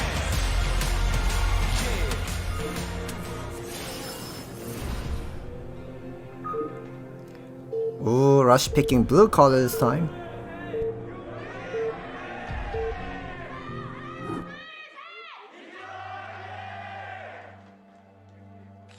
And in the bottom right in the red, still one game away, it is Royal. And in the top right, we have Rush. So we've got vertical spawns here. I would say this is slight advantage for Rush, though, because just simply because of how the naturals are laid out. If he can get drop ships and unload on the nat, I mean, it would be much easier for him to unload there. So we'll see if he will go for some type of dropship play. So I'm seeing both of the players have spawn on the right side. So I'm looking at the mineral line, how each of the players are mining 1, 2, 3, and 5, 6, 7, and optimizing as much as possible here. Fans are rooting for Rush, please. Oh, that guy who's Rush's fan, thank you for sending me to this studio to his wife, because some of the wife doesn't like her husband to be watching like games most of the time, so he's very happy about it and rooting for Rush. And both the player has been placing down the supply depot at bottom of the command center so far. Yep, and there we go. Royal's going to be sending out an SCV, and I was hoping we would see a forward Rax because, oh, maybe not. What's this? High ground Ooh. Rax. Interesting position of the high ground Rax. I guess that helps Royal to send out the scouting barracks really fast towards the opponent's base, like, especially at the 1 o'clock side. So this is going to be helping him out a little. Yep, and we've got 12 gas from both sides, so finally we're just going to have the most standard of openers so far. We of course still have to keep an eye on whether either player will continue to mine gas, or if we're just going to have a normal command center follow-up. And both of the player is now okay. Rush is gonna be the one gonna be doing the 14 scout, and Royal, as soon as that barrack finishes, he will be going for the 15 scout with that scouting. Oh my god, that SCV got stuck. That's... whoa, he's gonna proxy that factory. Ooh. What?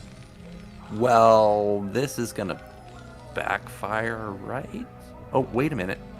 Will maybe Rush not scout completely? No, there's no way.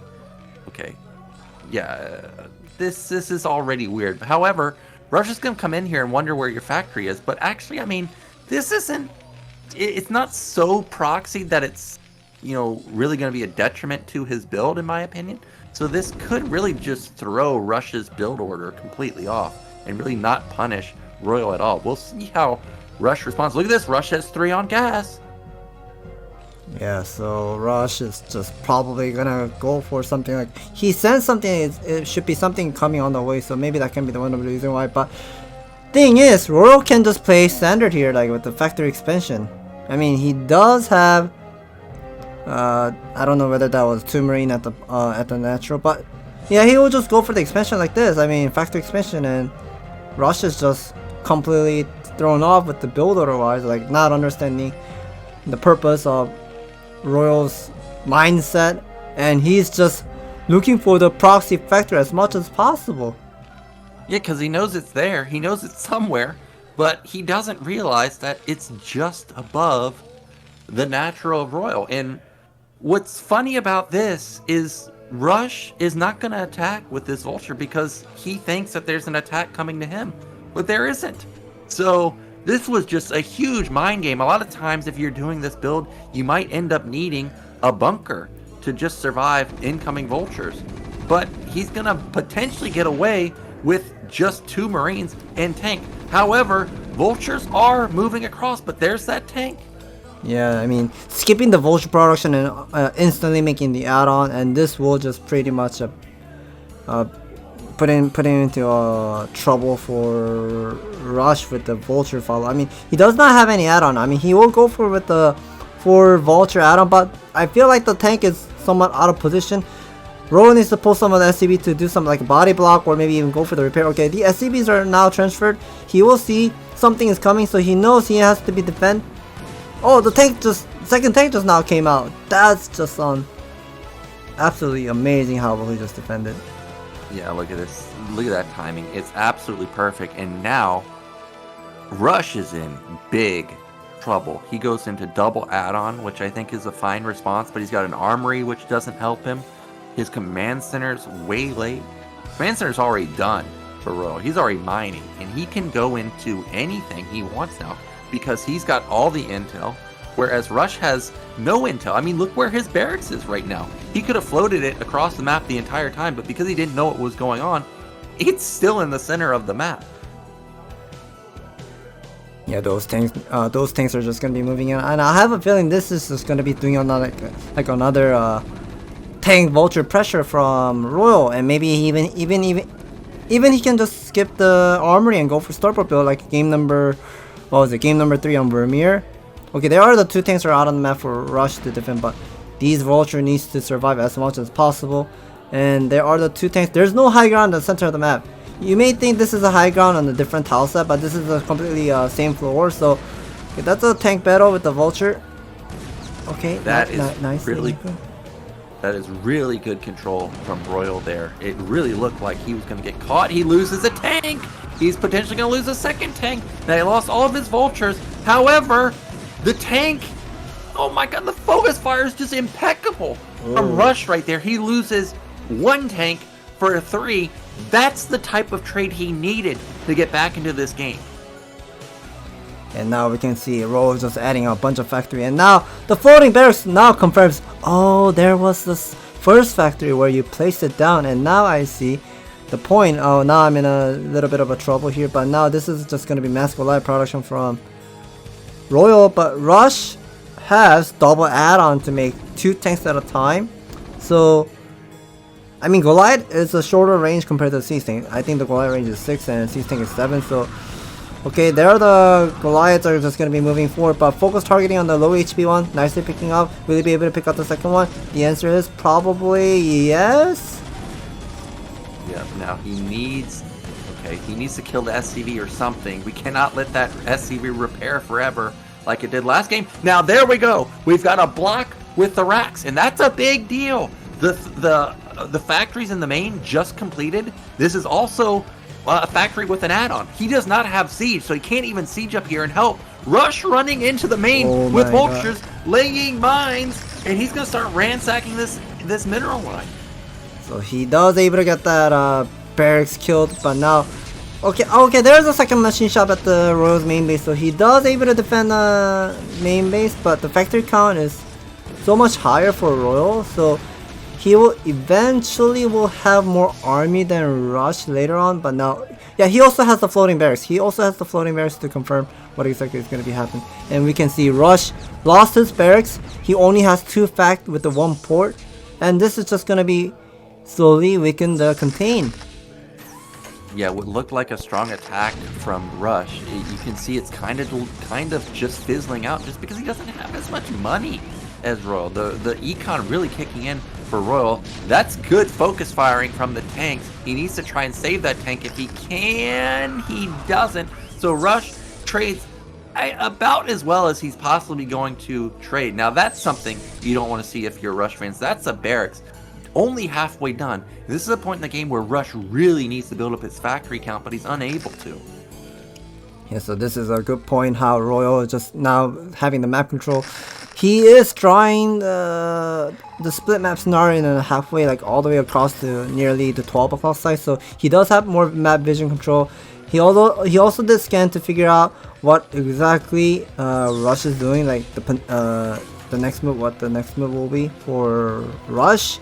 And this mass vulture right now Royal has, he will have these map control, and that's a random siege thing. We'll be siege and probably watching whether something is coming from there or not. And the dropship is coming, but the Wraith production is also on the way. Goliath also just popped out at the exact perfect time. Yep, here comes the drop though. I think it's vultures just loaded in here. It is going to be a 2 vulture drop in the natural, probably 2 at the main. But Royal's across the map at the same time. You can see he's knocking down the eggs to top middle. He wants to try and make sure that that base isn't going to be taken. Meanwhile, neither player has taken a 3rd base. Wraith is going to pop out and push that dropship back. But the vulture actually did a lot of damage despite the tank already being in position. And here the vultures are now sneaking in, figuring out whether there's a 3rd command center or not.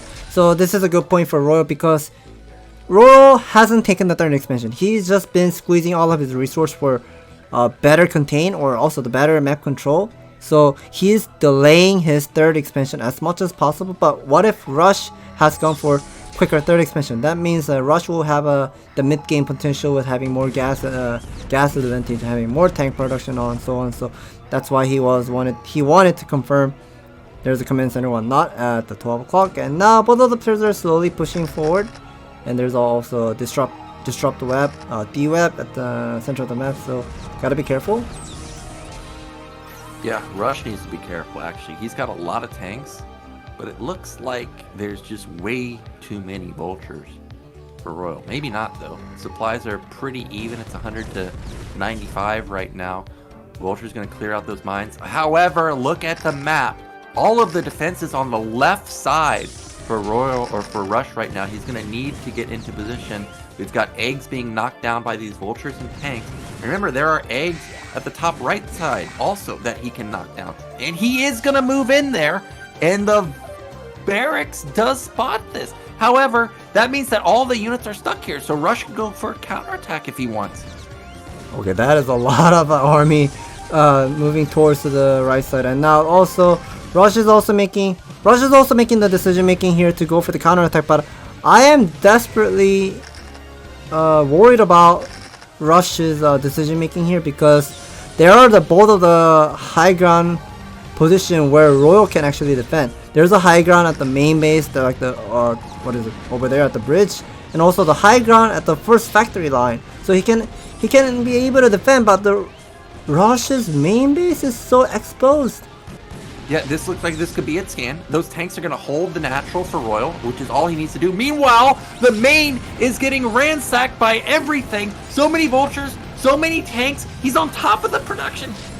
Maybe if he could get a Wraith out, well, not just one, but multiple Wraith out to try to save this, but all of the SCVs are being pulled, and we may finally get be able to crown a champion in ASL Season 14. The Wraith does come out, but it's just a single Wraith. It's going to take so much time to clear out this army, but there's 2 Wraiths from Royal. Yeah, the brand new 2 Wraiths are incoming on the way. Oh, one of the Wraiths somehow misclicked, I guess. But I guess that must be the 3rd one. Oh, the Cloak Wraith is coming and picking up the Wraith. Factory is just getting destroyed one by one.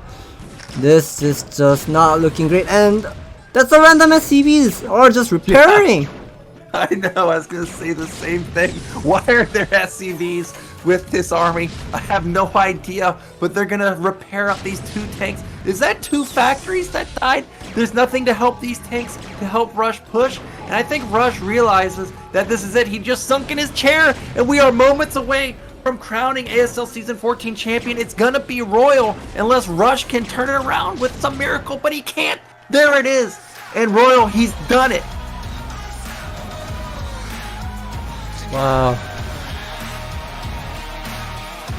The emotions flooding in. You could see it in the semifinals when he just made it to the finals. He was crying. He was so happy to make it. I can't even imagine how happy he feels right now. Players playing literally for 20 years, almost their entire life, finally make it to the finals, and then he wins it in his first appearance. And he's also the champion of ASTL, so he wins the team league, and now he wins the solo league too. Yeah, Royal is just being absolutely beast in this ASL Season 14. He's holding his tear. Very emotional of this moment. And also beautiful scene, I have to say, because he was a B team pro back then in SK Telecom. No one knew who the Royal or aka Sorry is. And now he's here with the holding the ASL champ, the trophy. Yeah, I also didn't know who Royal was until, even like 2 years ago or 3 years ago. In 2021, you could tell Royal and Rush were going to be the Terrans to beat. Last year, in 2021, Rush, so close to winning the championship, got second. 2022, he gets second again. But this year, it's the year of Royal because he's going to take his first championship. And let's get our interview with our champ. 마이크 전달해드리겠습니다. It looks like the Castor Park is grabbing another mic for Royal. Let's hear what they're saying. 눈물 나죠? We saw you crying. We saw you dropping tears. It's been more than 10 years. You played the pro scene back then. And then you ended up retiring StarCraft 1 team. You tried the StarCraft 2 as well. But then you came back. You came back again with the StarCraft 1. Trying out those competitive scene once again with the Africa platform. Winning the ASL, winning a lot in ASL, and also showing great performance in ASL Season 14. How do you feel tonight? 진짜 저 언제 이런 우승을 한번 해보나 싶었는데 그게 진짜 오늘이 돼서. He wasn't unsure about his goal is gonna be becoming true. 아무 생각이 안 나는데. He can't really think right now. 그냥 제가 우승자가 됐다는 게 아직도 좀 믿기지가 않는 것 같아요.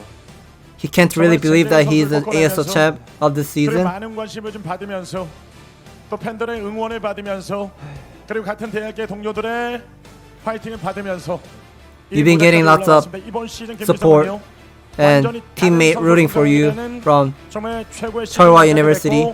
전성기를 기록하게 된 김지성이에요. 이렇게 김지성이 다른 선수로 성장하고 And you have been improving 그 힘 어디서 얻었나요? Last 3 years. And 이번 시즌에 how did you get this motivation? 말이 아니라 How did you get 철화대를 하면서 better 정말 in StarCraft? 많은 응원을 받고 그러다 보니까 이게 And he's saying 많은 사람들이 응원해 from 철화 University team, a lot of fans are rooting and also teammates. He 멋진 모습도 보여주고 싶고 got lots of power from it, like motivating himself to play better because he has his students teaching the female streamer 그리고 응원의 메시지 보내줬어요. as a coach, so he feels really great. He wants to be inspiring other Terran students that you can play also. You can also play well, just like his. 일단 오늘 여기 지금 저기 철화대 식구들 많이 와줬는데 저희 총장님. Is there any shoutouts? And he wants to say thanks to the PUBG streamer. He's also in Charwa University team. He wants to say thanks to the chairman Terror, Charwa University Terror. A lot of teammates are here, and also wants to say thanks to his audience and coming to this studio, the offline stage. He wants to say thanks to them for coming by. 근데 저는 여기서 멈추지 않고 다음 시즌도 우승을 목표로 달릴 거기 때문에 Since he got the ASL champ title, he's not going to be giving up. He will try aiming for another ASL champ title for the next season. 영진이 형이 영호 형이랑 한다고 하길래 좀 걱정했는데 So for this 예상대로 final tournament, 않았던 것 같네요. 그리고 he knew he had practice with Flash. He wants to mention about the practice partner. Hero, Barracks, Light, Mind, 그 사태 Ample. 김태형 선수 진짜 너무 진짜 감사드리고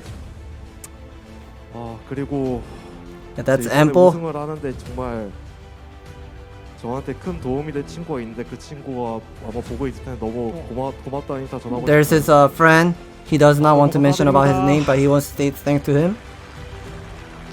이제 드디어 그 닉네임대로 로얄 김지훈 선수만의 So with your nickname Royal, you finally achieved the ASL ASL champ 역사상 title.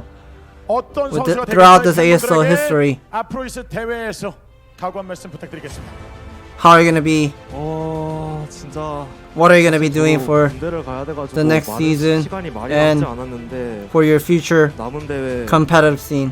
이번이 마지막이 아니라 또 He 목표로 지금 1회 does not have much of a time left 이더라고요. because he has to serve his military service. 2회 우승자로 He would like to 꼭 올리겠습니다.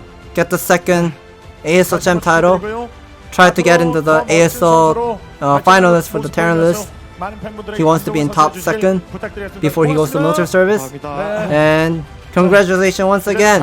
And thank you for the interview. 네.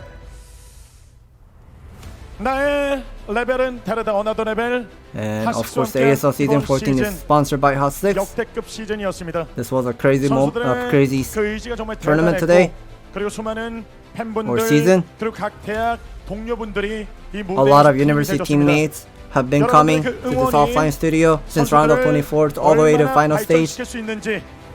We can get to we can get a moment to figure out. There's a lot of fans are still here loving the StarCraft game and rooting for the StarCraft competitive scene. And he would like to introduce those CEO, the sponsor guys, and doing the ceremony.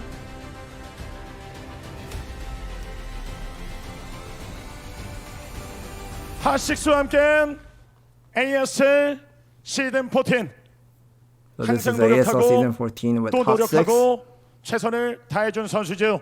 아쉽게 패배를 했습니다만 Unfortunately, he didn't get the champ title. 더 기대가 되는 We're 선수 excited to expect. We're excited to watch his next season. But he ended up getting the second place. Rush, please come up. 포기하지 않는 선수고요. 10년 넘게 최선을 다하면서 Rush also played 노력으로 이 more than 10 years. 자, 아쉽게 After the retirement, 다음 시즌 더욱더 기대가 he 되는 tried his best, 유영진 but ended 선수예요. up getting the second place. 최선을 But we'll 다한 look forward 유영진 선수에게 of his 아낌없는 game for the 박수를 next season. 보내주십시오. Please give him a applaud. 네, 다시 한번 축하드리고요. 실성을 도와주신 신현석 본부장님도 감사드립니다. 고맙습니다.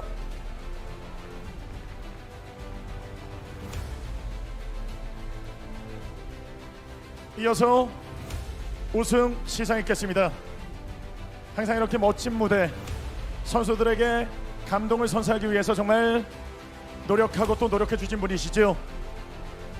오늘의 시상자 So 모셔보겠습니다. we got one more person to go with. 정찬용 대표이사님. But first of all, we have to introduce the Africa president or CEO. I think that's what the caster part was saying. And he will be. 대표님. He's the CEO. He will 항상 be 매 경기마다 doing the 수많은 선수들이 눈물을 흘리면서 ceremony 최고가 되기 with 위해서 Royal 그리고 giving out, 팬들에게 감동을 선사하기 위해서 그리고 항상 이 멋진 무대를 함께 좀 giving out 팬분들이 the 손에 banner, 쥐어보시는 the 게 아니라 poster. 핫식스를 들고 핫식스 타임을 같이 하면서 응원의 메시지를 And 보내준 you have been 정말 뜻깊은 시절과 running this ASL Season 시간이었습니다. 14 어떻게 보셨는지 Africa 이번 TV 시간 한 content. 말씀 부탁드리겠습니다. 네, 이번 시즌 내내 And getting all the sponsorship most of the time. 응원해 주신 우리 Any last word? 유저 여러분 Or 모두에게 shout out to 너무 the 진심으로 audience. 감사드리고요. And he 오늘 wants to say 경기도 thanks to the 정말 audience who 오랜만에 came 테란 by, 경기였고요. buying lots of tickets 저도 and watching this 아주 ASL final 옛날이지만 stage. 테란 유저였었기 때문에 더 재밌게 오늘 경기를 볼 수 So 있었던 the 것 같습니다. CEO is 내년에 saying 또 he 저희 was a Terran 시작하게 될 player. 텐데요. 우리 ASL 여러분들 He 많은 used to play 사랑, StarCraft and he 그리고 was a Terran player. 감사합니다. So he enjoyed watching this 다시 TBT 한번 final. 감사 말씀드리겠습니다. 10년간의 그 도전, 그 도전에 정점을 찍은 선수를 So throughout his 모셔보도록 life, 하겠습니다. throughout those years 나의 레벨은 and 다르다. entire his life, 핫식스와 함께한 ASL he 시즌 showed 14 such a great performance of 정말 today 시즌이었습니다. and this 4강 season. 3강 전부 다 He 풀세트. 그 힘든 Was 여정을 able to 이겨내고 get the ASL champ 우승을 title. 생애 첫 That will be 우승! Royal. First time 로열 getting the ASL champ title. That will be Royal. Please come up. 포기하지 않고 도전을 했습니다. 도전하고 난 이후에 우승자가 됐습니다. You have been working so hard. 시간들 There must be lots of hard moments. 수많은 팬분들이 지금의 And 김지훈 now 선수를 you are here 만들게 with the 도움을 ASL champ 줬습니다. title. 다시 한번 축하 말씀드리고 상금 3천만 원. And 거기에 우승자만 가질 he's 수 also getting 있는 that 30 million Korean won. 수요가 되겠습니다. with 다시 the 한번 ASL 여러분들 trophy. 축하의 박수 보내주시고요. Please give him. 정찬용 대표이사님께도 다시 한번 큰 박수 부탁드리겠습니다. Please give him some 고맙습니다. nice and big applaud. 네, 이쪽으로 자리해 주시죠. And please stand right 이번 next to me. 시즌 정말 다시 한번 Looks like he's about to do 실과 the 목과 수많은 경기를 ceremony. 지금의 김지성 선수의 우승을 차지하고 우승 트로피를 들어 올리게 됐습니다만 꾸준히 도전을 So 해준 you have been working so hard. 선수들이 있었기 때문에 There's 이렇게 quite a lot of 멋진 other 무대가 players as well 만들어졌다고 생각합니다. 그리고 무엇보다도 playing ASL 이렇게 큰 무대에 and StarCraft 꽉 competitive 채워주신 scene, helping me 매 out, 대회마다 찾아주셔서 and also the 이렇게 fans 직관 티켓 who are 티켓까지 here 인증해주신 여러분들, watching StarCraft 그리고 각 tournament 대학에서 응원해주신 and 여러분들 supporting the 다시 StarCraft 한번 scene. 깊은 감사 말씀드리고 He wants to say thanks to those 만들어내기 audience. 위해 항상 고민하고 또 고민하는 아프리카 TV 운영진 그리고 제작팀에게 다시 한번 깊은 감사 Orchestra Park is 말씀드리고 giving some shout out 저희는 to 더욱더 Africa TV staff and 업그레이드해서 Africa 다음 TV, the 시즌에 cameraman and 돌아오도록 하겠습니다. 이제 마지막 무대는 the 김지훈 content 선수의 creator. 트로피 세레머니 기다리고 있습니다. We are waiting to do some 아, your trophy 10년 ceremony. 동안 꿈꿨던 무대인데요. You have been 다시 dreaming 한번 about this 축하드리면서 more than 저희는 10 years, 인사드리고 and now 마지막 김지성 you can do 선수가 this 장식하겠습니다. 여러분 고맙습니다. in reality. And thank you.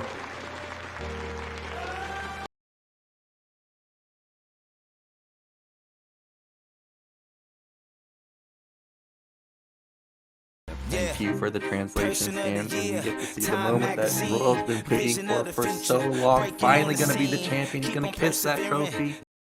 He is our ASL Season 14 champion. Rush put up a valiant effort, but it looked like Royal was just a step ahead. You could see it in the first couple games, and then you could really see it at the very end. Like I said, he needed Race to stop that tank attack in his main, but Royal already had 2 Race in club. So congratulations to Royal. He was just a superior player. Now stand at the end of ASL. A lot of viewers on YouTube I know are rooting for you in ASL Season 15. Are we going to see you play in that? Yeah, I'll try my best and try to make it through in the round of 24. And I would like to have some connection with Royal more so I can learn something more from him. I'll try to contact him later on. Maybe I can learn something from him before he's gone forever. Maybe like do this military service or whatnot. Yeah, for sure. Definitely want to learn from the best, and he's at the top of the chain right now. Royal, our Season 14 champ. Thank you guys so much for watching. If I don't see you next season, I appreciate what Africa has done for us, allowing us the opportunity to cast. Hopefully we'll be able to cast.